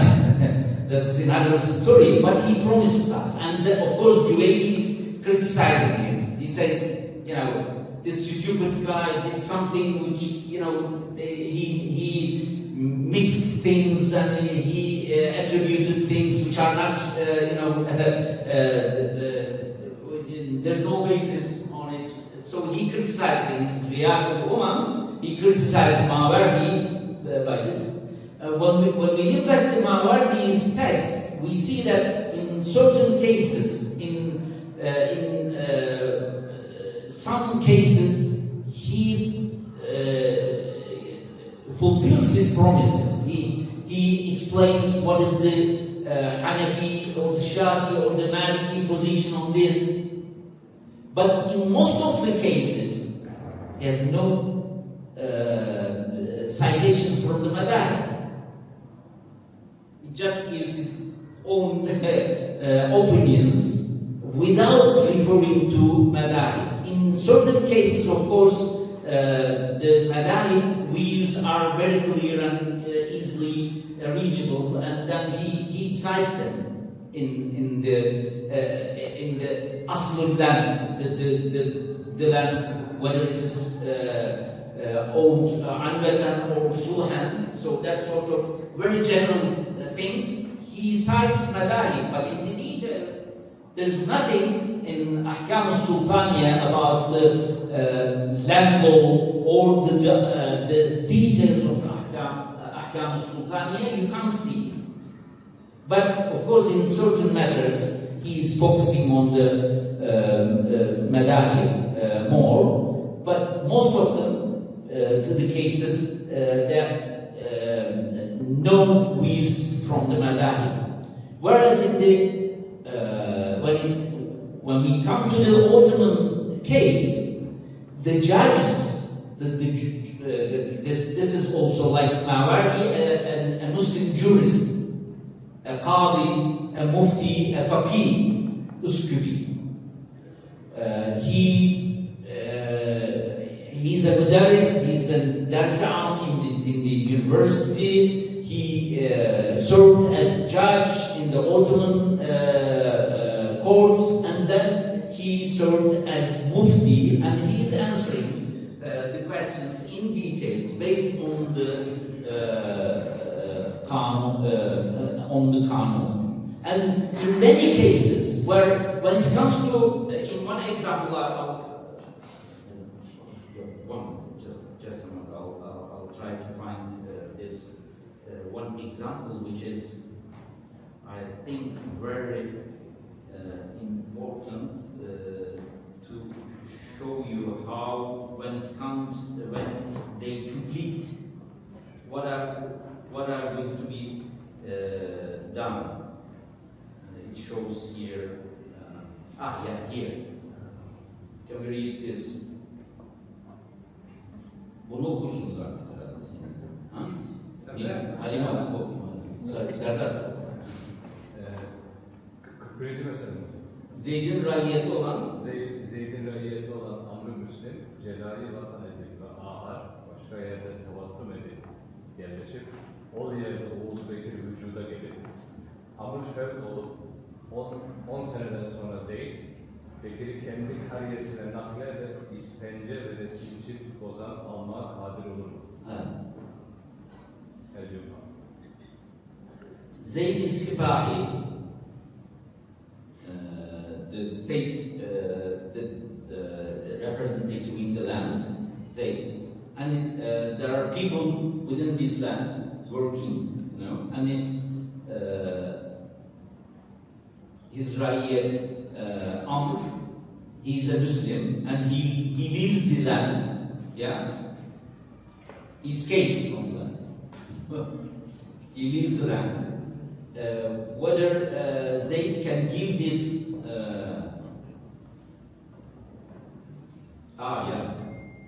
he leaves the land and then he goes somewhere else and lives there, and there he has a son, Bekir. And then Amr dies, and 10 years later, whether Zayd the Sipahi can bring Bekir to the land. Because if you go, if you are Rayyat of a Sipahi, you can't leave your land without his permission. So he left without permission, and then his son is now lives after 10 years, and then Zayd wants to bring him back, to bring Bekir back, and he wanna charge him with taxes, which is called ispence and resmi bozan. So whether he can do it or not, here's the jawab to his answer. Olmaz, no, he can't do it. 10 sene buyruğundan sonra reyyeti nakil olunmaz. 10 years passed, you can't force him back to come back. Can he force him back within 10 years? Within 10 years? We don't know. This is mafhum mukhalif. For us, Ajin here, what is the actual rule? The actual rule is you can't leave by force you can bring back. I know the decision, but what's the general rule Of that what? applies to this case? The general rule, if you leave your land, if you are Rayyat, and then you leave your land, you have the owner of the Sipahi force you to come back. This is called Jalai Watan. And then he can charge you a tax for that, because you distorted the position. So if you're the farmer, the peasant, Mm-hmm. and you have slum, you are still liable for the taxes that you would have had to pay. Yeah. That's the rule. Yeah, that's the rule. Okay. Yeah. And so where does that rule come from? Does that come from? From Khan. That's from It's Khan. from Khan. Yeah. Very good. It's not Sharia. But it completes with the Sharia, so it comes here. Okay. Here, the Qanun has a kind of conflict with the Sharia. So, Okay, but before we get there, I just want to know, as a formal matter, the Qanun says that if a farmer leaves the land without permission, his tax obligations do not last. They accumulate. So that's the Qanun. Why is that against the Sharia? let's see where it conflicts. Okay, go on. Ta'til arzına. Tasvir neşetidir ve Aha. It says ta'til ard. So you left the land fallow, and there is no Islamic rule to charge tax for that, he says. Ta'til arzına tazmin ne şer'idir ne de örfi, and there is no kanun for that. İspence ne diye tarif eder? Emri görür. İspence ne diye talep eder? Why he is charging this tax called İspence? There is no kanun for that. It says. Hilaf-ı şer, kime seneden mal alınma izni sultanı yok. Okay. Hilaf-ı şer, kime seneden mal alınma. You can't get money against the şer. And there's no izn sultani for that. Şer-i şerife muvafık olmayan emir arz-ı ilan olur. Diye icabet vacip olur. If a kanun is disagrees or against the Shari Sharif, then we have to wait and ask the Sultan, what is this? It is against the Sharia. What is this? We have to wait. We can't give answer immediately. And it is not, there is an obligation to obey the Sultan, but not here, it says. We have to ask the Sultan. Now I'm more confused. So you're saying, what I just heard you say is that there is no kanun that covers this case. That in fact there is no kanun that says if the peasant runs away. Yeah, there is a kanun for that. But here, 10 years passed. So it is for that, and the answer is for that. So there is no specific kanun for the 10 years. Okay. أمرنا بالطاعة والأمر إذا كان موافقا بالشرع ولا طاعة في المعصية وإنما الطاعة بالمعروف كذا في قاضي وغيره. Yeah. Okay. Thanks. Thank you so much, William. Thank you.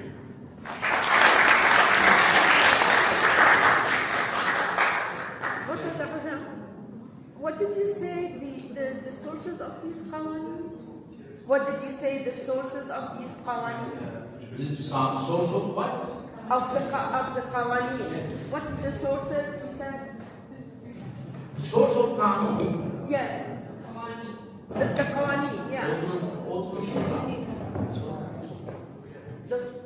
Yes, you said, did you say it's...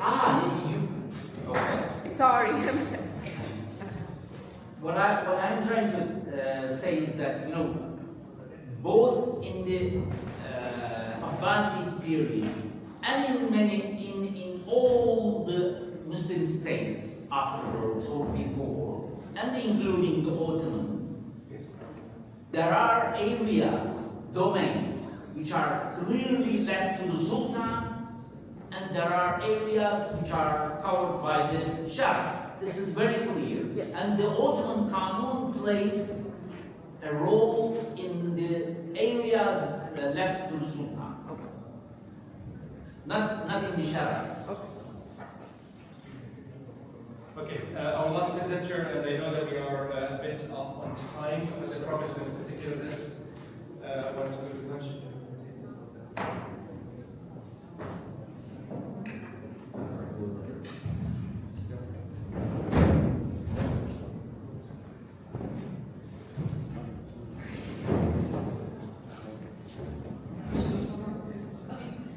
Can people hear me? Yes. Okay. So I want to start with an example and then talk a little bit about why I think this category of text is interesting, and then go back to another textual example. So, Sammy, would you be willing to, as a native speaker, would you be willing to read this paragraph? فالرجل يدخل بيته إنسان بسلاح، ولو أن رجلا دخل على رجل منزله ومعه السيف فلا يدري صاحب المنزل ما حل، هارب هو من اللصوص فألجأوه إلى منزله أو لص دخل عليه ليقتله ويأخذ ماله إن منع، أو معتوه دخل عليه بسيفه يظن في ذلك، فإن كان أكبر رأيه أنه لص دخل عليه يريد ماله ونفسه وخاف إن زجره وصاح أن يبادره الضرب فيقتله فلا بأس أن يشد عليه صاحب البيت بالسيف فيقتله، وإن كان أكبر رأيه أنه هرب من قوم أرادوا قتله وعرف الرجل فإذا هو رجل من أهل الخير لا يتهم بسرقة ولا قتل لم يبلغ له أن يقتله ولا يعجل على هذا بسفك دمه بل يدعه على ما يقع عليه رأيه وظنه عرفه أم لم يعرفه. Thank you. Okay, so I mean, I don't know if people feel ready to jump in here, but like, I think this is a quite unusual case, right? So this is the opening paragraph of one of the abwab in the Kitab al-Istihsan of Muhammad bin Hassan al-Shaybani's Kitab al-Asl. And I think it's sort of unusual. I don't know if anyone, would like it if somebody would jump in, because like, I think this isn't exactly similar to the kind of cases that we usually find in further works. Anyone have any comments on that? Yeah.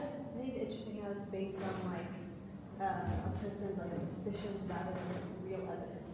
Exactly. Okay. One of the key things here is that it's a rather elaborate scenario, right? And very dramatic, right? That somebody is just relaxing in his home and somebody bursts in with a sword, and there's this enormous amount of uncertainty, right? The sort of most salient feature of this fact pattern is that the person is incapable of accessing adequate information about what's really going on in the amount of time we imagine him having before he really has to decide, because he kind of like preemptively, slay this person, or what's he going to do? Any other things that are unusual about it? You can call the people. I don't want to be cruel. It's online with the trespassing. What? It's online with the current laws in trespassing. Oh, interesting. It is in line with current? It seems like that. I mean, you're given the right to prosecute based on that. So, but it's interesting because I'm assuming, and you can correct me here because I'm definitely no lawyer, but I mean, it's not just that the actor in this scenario doesn't have adequate information, it's also that this answer doesn't give a judge after the fact the ability to reach a verdict on whether the person's action was justified, right? Like, if the criterion is whether, is akbar raihi, right? Like whether the person thought that the preponderant possibility was that this was, like a dangerous madman or, like an armed robber or something like that. It's something that's not really externally, like nobody else can confirm or deny what the individual was thinking even after the fact. Yeah, I should do. Yeah, so I think in later sources, they also discuss whether this happened during day or during night. So like that's also like factors here. And also this normally a topic examined in Çalıştayı, because it's about moods and affecting your cognitive. Excellent. Okay, so that's another really significant thing. Yeah. I was going to also just maybe you should consider cross-referencing this to the chapter on self-defense. That was solid. Right. Because the normal rule is that you're only used when it use enough violence to actually repel the attacker. Right. So Okay. you're not supposed to sort of like go beyond what's necessary to repel the legality. Right. So if there's something short of lethal force that you could do, gentlemen. I think in respect of the text, also occur, we can see in Kitab al-Wahi. Yeah. The problem is, I think,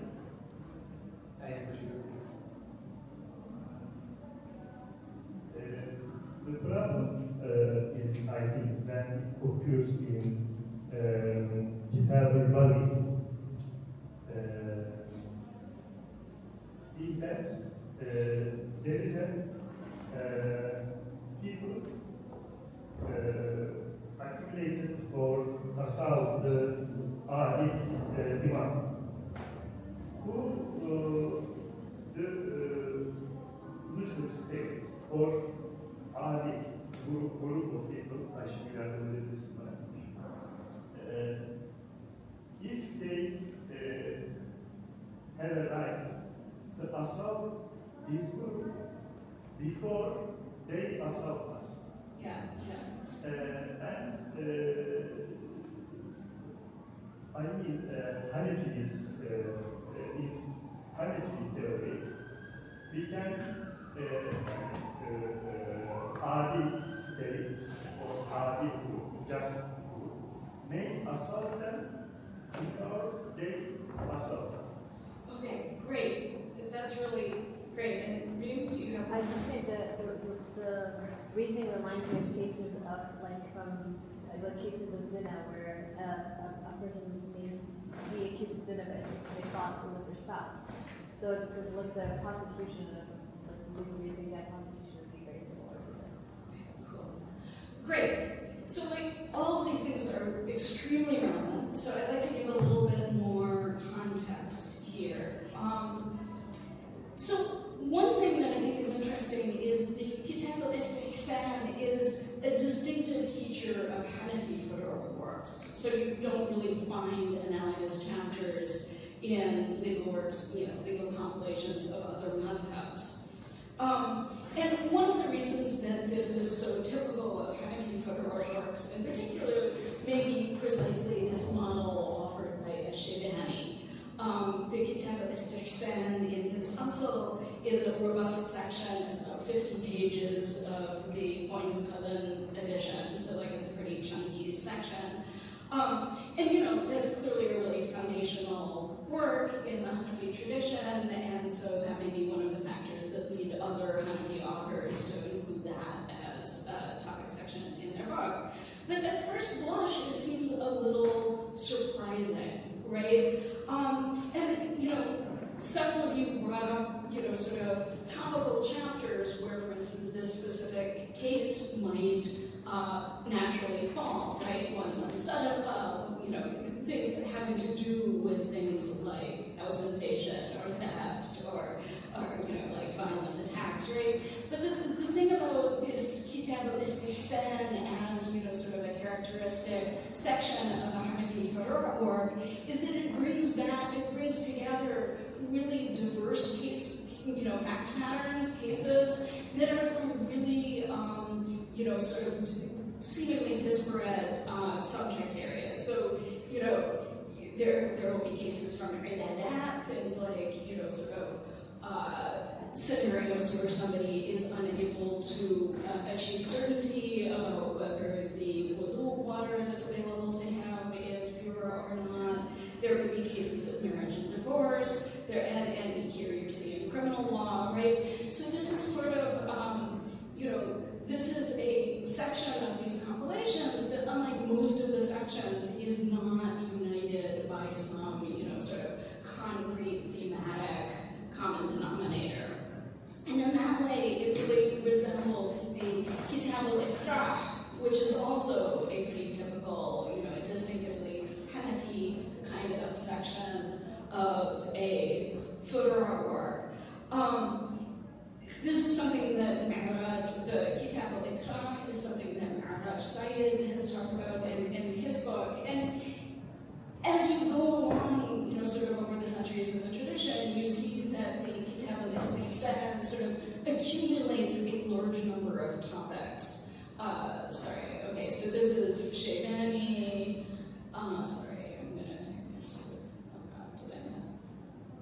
In any case, once you get to, sort of later centuries, these are really long and they have very, very sort of eclectic sets of subject area. So if you look at Shaybani, it starts with a really long section on al-Ghadab wal-Lams, and so rules on gazing and touching are a very characteristic component of Hanafi, Kitab al-Istihsan sections. Shaybani follows that with an enormous Bab al-Shahada fi Amr ad-Din, right? And this is actually the chapter of Al-Asl where this category of religious matters, features, sort of most heavily. He doesn't really define what it means, but he does use it in contrast with ahkam, which seems to mean sort of, judiciable, things that can be subject to a judicial verdict that involve the interests or the manfa'a of other people, right? So there's more of a husuma involved. So the big difference here is this is a category of things where an individual is usually forced to act based on his or her best, sort of evaluation, based on adequate evidence that wouldn't be legally binding in a court of law, right? So you don't have, the testimony of two witnesses, you don't have an iqrar, right? And usually, as we saw in that opening example, the decisive factor is whether the actor is subjectively convinced of the truth of the argument, right? So like, if you have one person's word for something, but that person is thiqa, such that you subjectively feel confident that this information is true, then arguably you should act on it.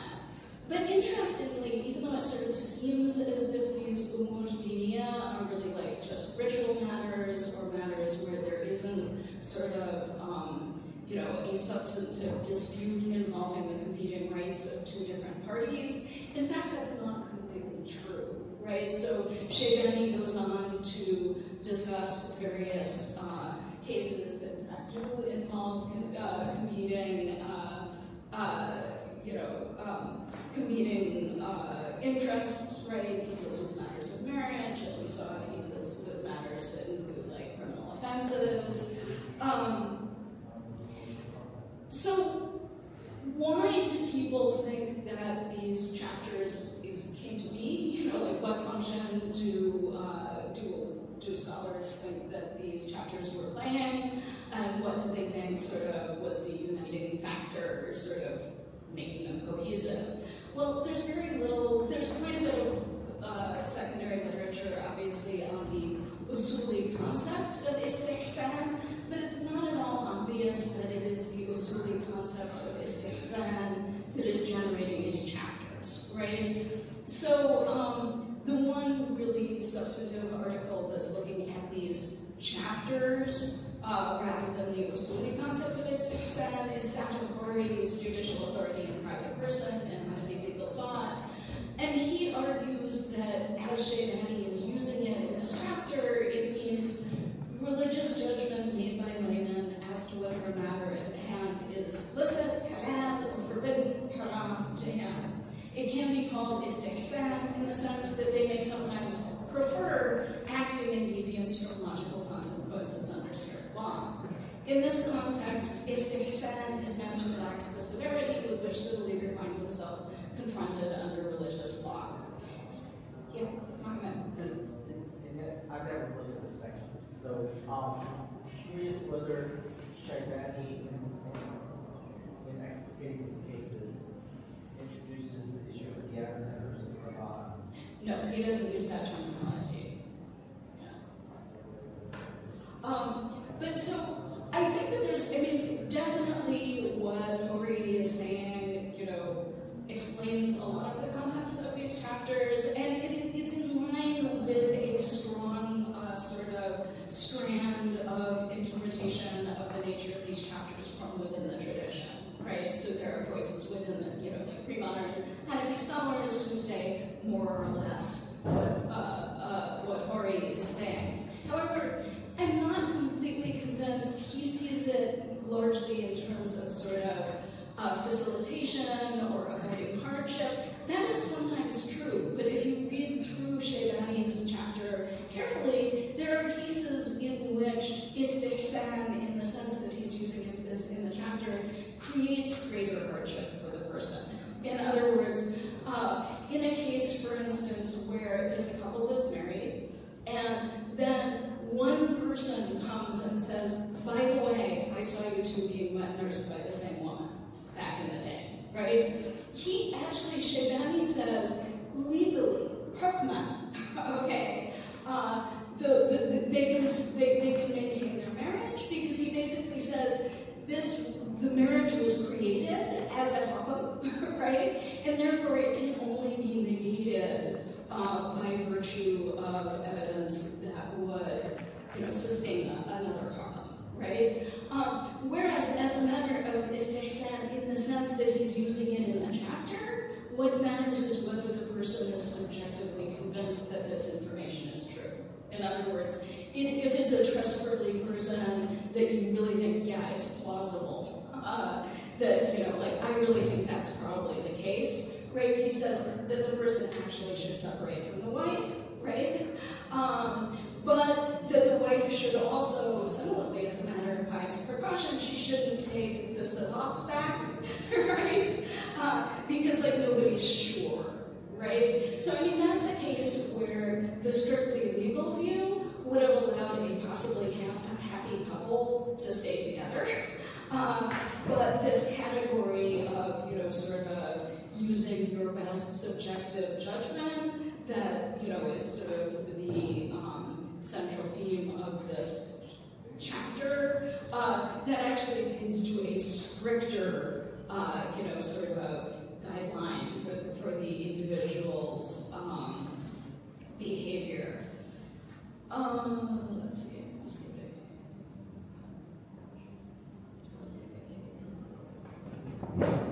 Okay, so rather than offering, I don't personally have a hypothesis that would sort of give a monocausal explanation for this is why every single element that we can find in a catabolistic SAN is there, right? Honestly, I think that there's probably a lot of sort of half-dependent, Shaybani, but another Williams,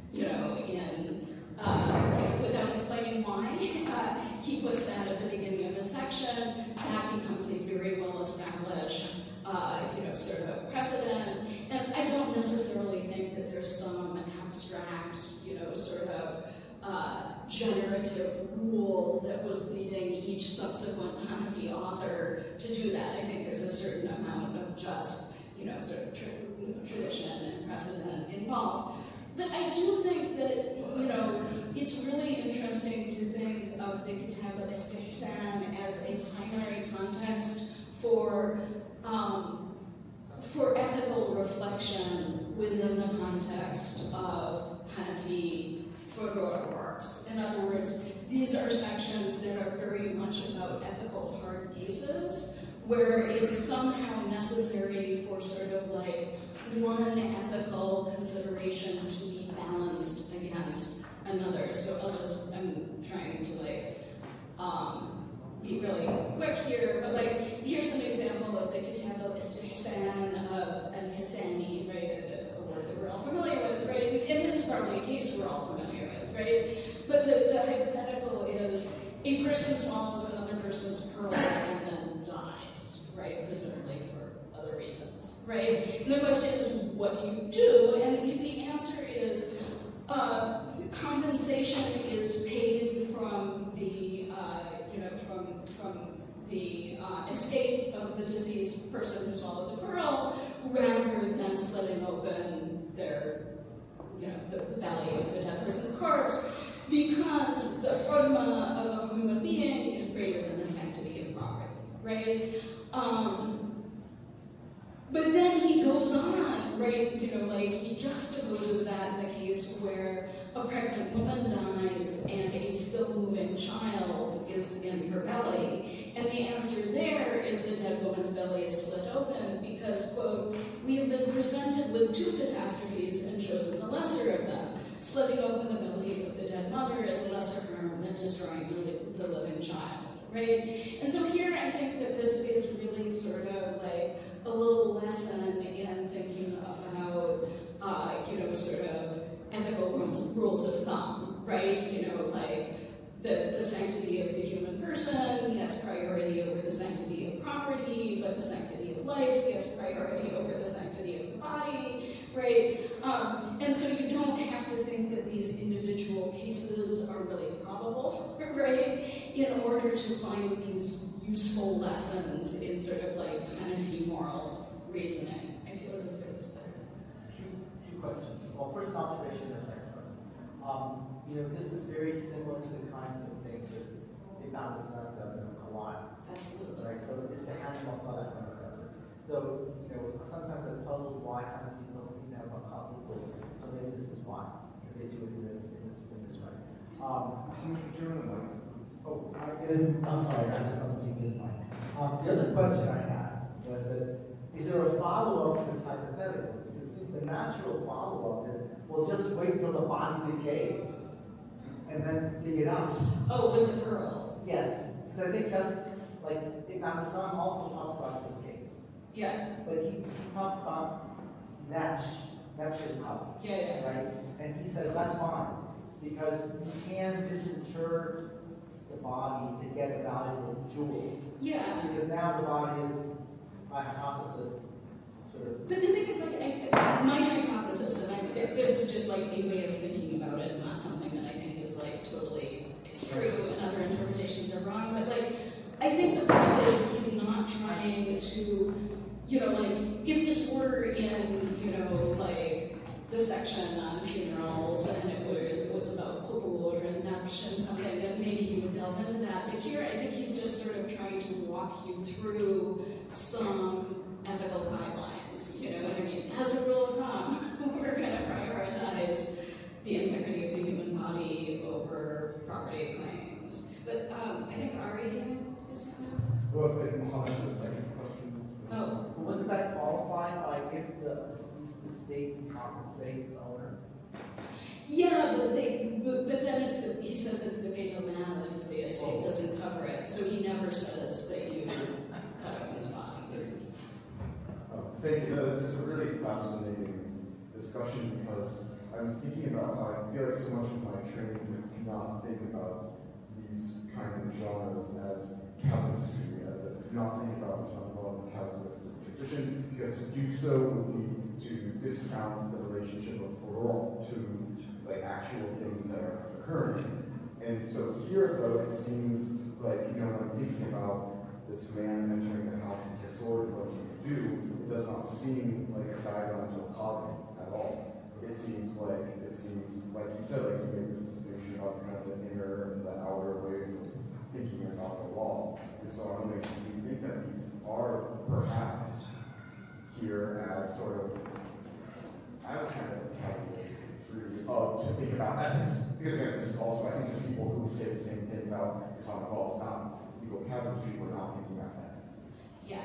No, I totally agree. And I mean, here is a way, and again, I'm not trying to make some kind of huge sweeping, you know, categorical argument, but I mean, I do think like there's this whole exchange about conscience between Fabri Johansson and Talal Asad, and I mean, obviously Asad is right that there's no like Kantian sovereign conscience in fiqh, right? But like I do think that there is a sense of a sort of like when Fabri Johansson talks about the internal forum, like I think these chapters are very much about the internal forum, right? That about sort of like somebody act, you know, sort of the obligation to act in accordance with one's, you know, sort of conscientious in the sort of colloquial sense of the term, conviction about the state of affairs in messy life situations where certainty is impossible. Yeah, I have a lot of thoughts, but I meant narrow them down. But I remember. What's that? Closer. Okay. So the previous pattern was about like, you know, kind of you have the authority to judge the situation for yourself. This one, I feel like it's kind of giving you very strict guidelines about what you should do. I mean, istihsan is a very complicated term in the history of Hadith. I know there's a dissertation on this by Hassan Shahawi. I don't remember what he said about it. It's been a long time since I read it, but it might be worth kind of seeing there what the deeper history is to it. But for me, like,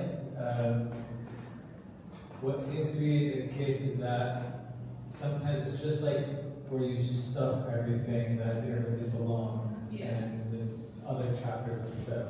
You know, like these sorts of issues, we wouldn't really know where to place them, but we have to kind of figure out how to, you know, like in the most like Jana, I think it's called, right? Like it's just kind of like a grab bag case where you're fleshing out a whole bunch of issues that don't really seem to have a home background. Yeah, I mean, so sorry, I can't see where I got, where is it? Slide I thought I had, but no. Anyway, but like, if you look at, I thought I had done, you know, Ibn Naza's, Muhammad al-Burhani, the sort of like, he has 36 different subsections. And on the one hand, it is a total grab bag, right? That like, it just seems incredibly miscellaneous and baggy and stuff. But on the other hand, I also, and you know, it includes a lot of stuff that isn't obviously about, you know, ethical hard questions, about like clothing, for instance, and proper dress, and food etiquette and stuff. But that being said, I feel as if even with, you know, that kind of limited case of just how baggy and miscellaneous this chapter can be, it is closer than the rest of the work to being a sort of guide to the moral Islamic personal life.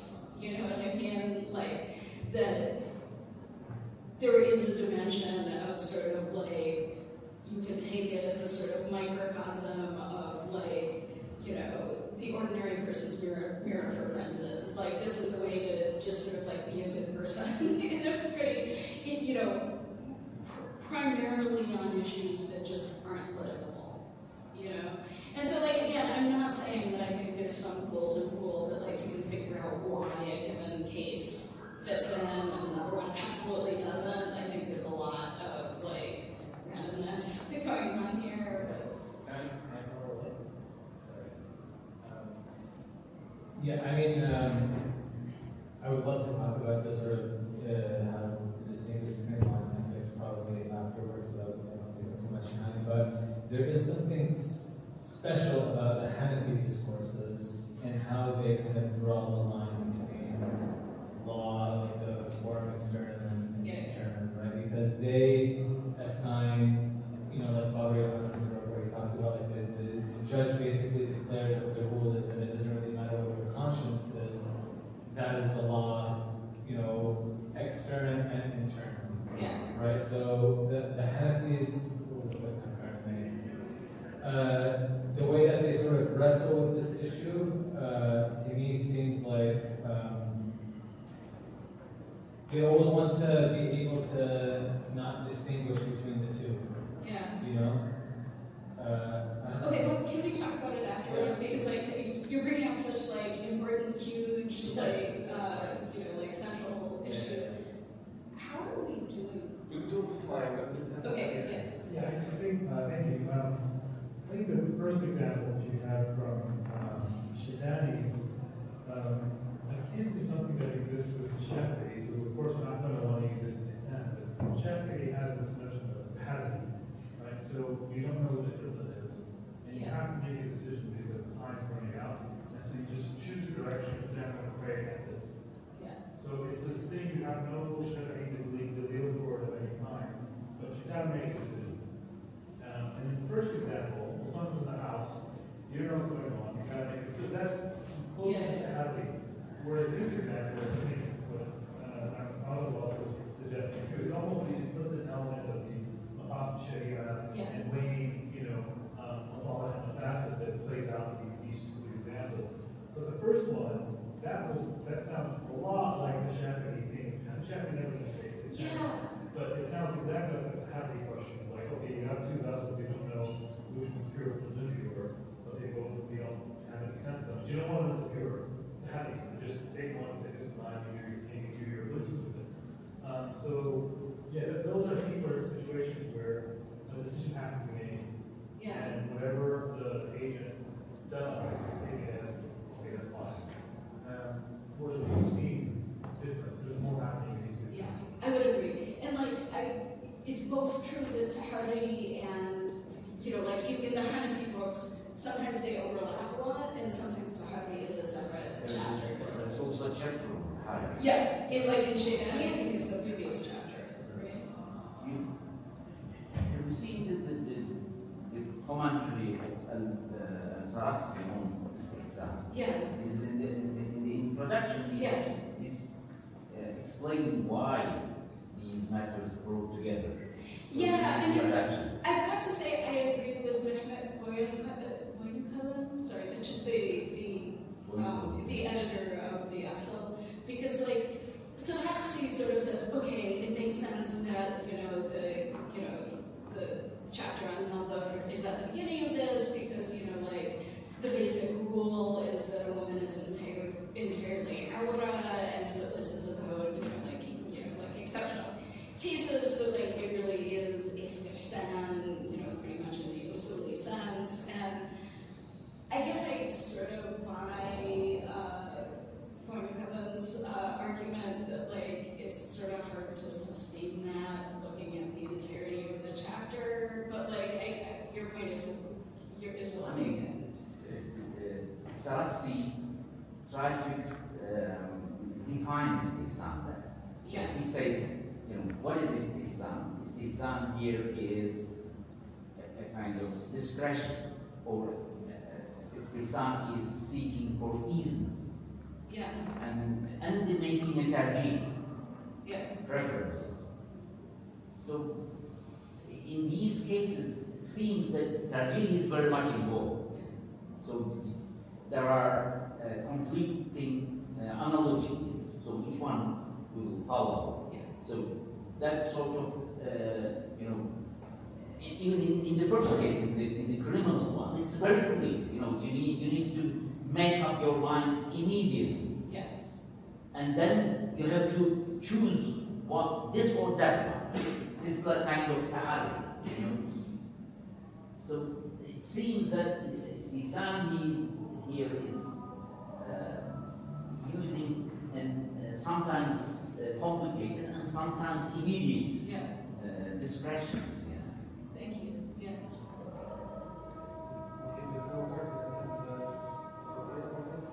Okay, so anyone would you want to look at the first example text?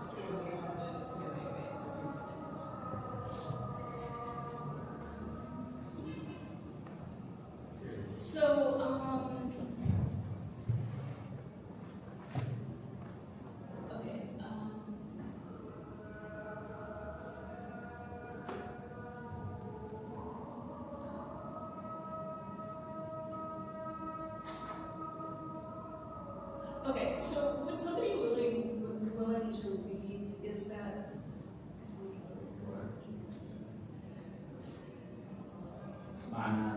Could someone start from the right-hand page, starting with there's a red line over, can you see what I'm talking about?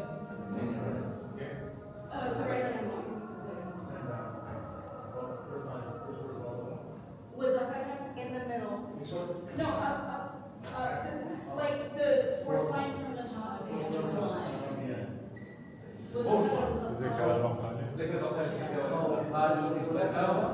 Yeah. له عن أبي يوسف في من غصب أرضا فبناها مسجدا أو حماما أو حانوتا فلا بأس بالصلاة في المسجد ويكره دخول الحمام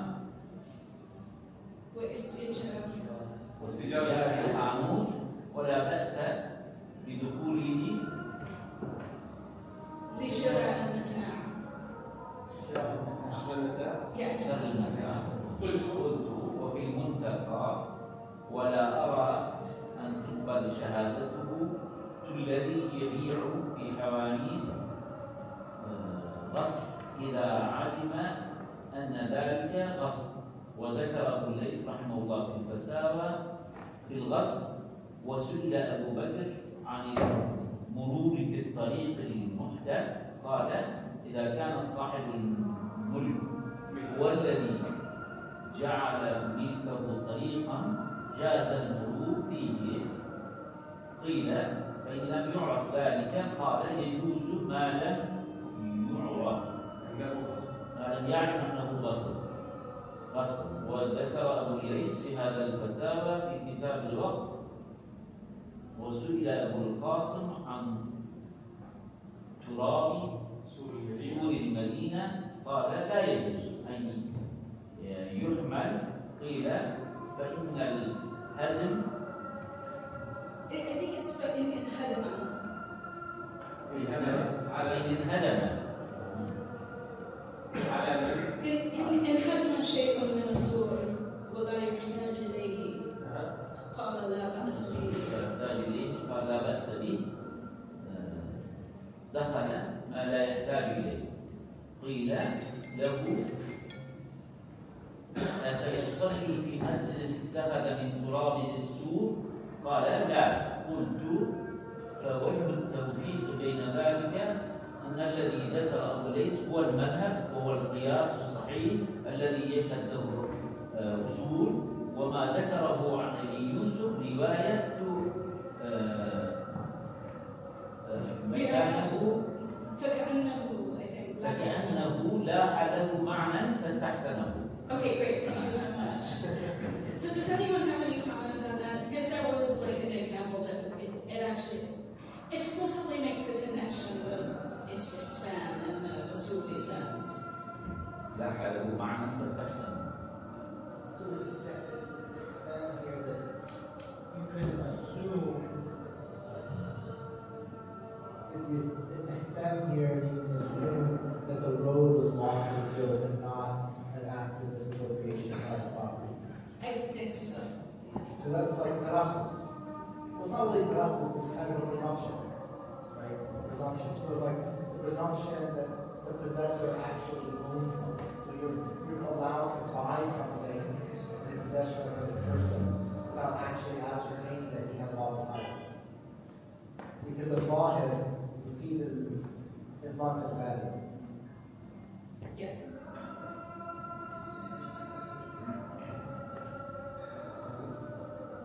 Anyone else? I mean, I do think that he's adding, this is, by the way, a Tarjumani is getting into the Fatawa Ahmad al-Asr. And like, I think he's adding a little more like depth and complication by sort of saying, well, you know, like if there's a, you know, a Dukan in a misappropriated building, it's like, well, you can't rent it and sell stuff in it, but you can go in and buy stuff. You know, it's like, it's sort of balancing the degree of onus that's on people depending on sort of the weight of the actions they're taking. Can I follow up with just another observation? That'd be interesting to follow up. It sounds like some of these questions again originate in Kevin McKesson. Yeah, they're from all over. I mean, like these ones in particular. These particular. Like, you know, whether it's okay to walk down the road, or et cetera, and I think it's interesting sort of path dependency of these questions because you don't have this at all in that way. There is no Kitab McKesson, but you know, they also big in Shiism. But the 12ers talk about Kitab McKesson. Anyway. Thank you. Okay, so we're going to end up here. Thank you so much. Again, sorry about the time. We're going to fix this later today, but it's still lunch. And thank you for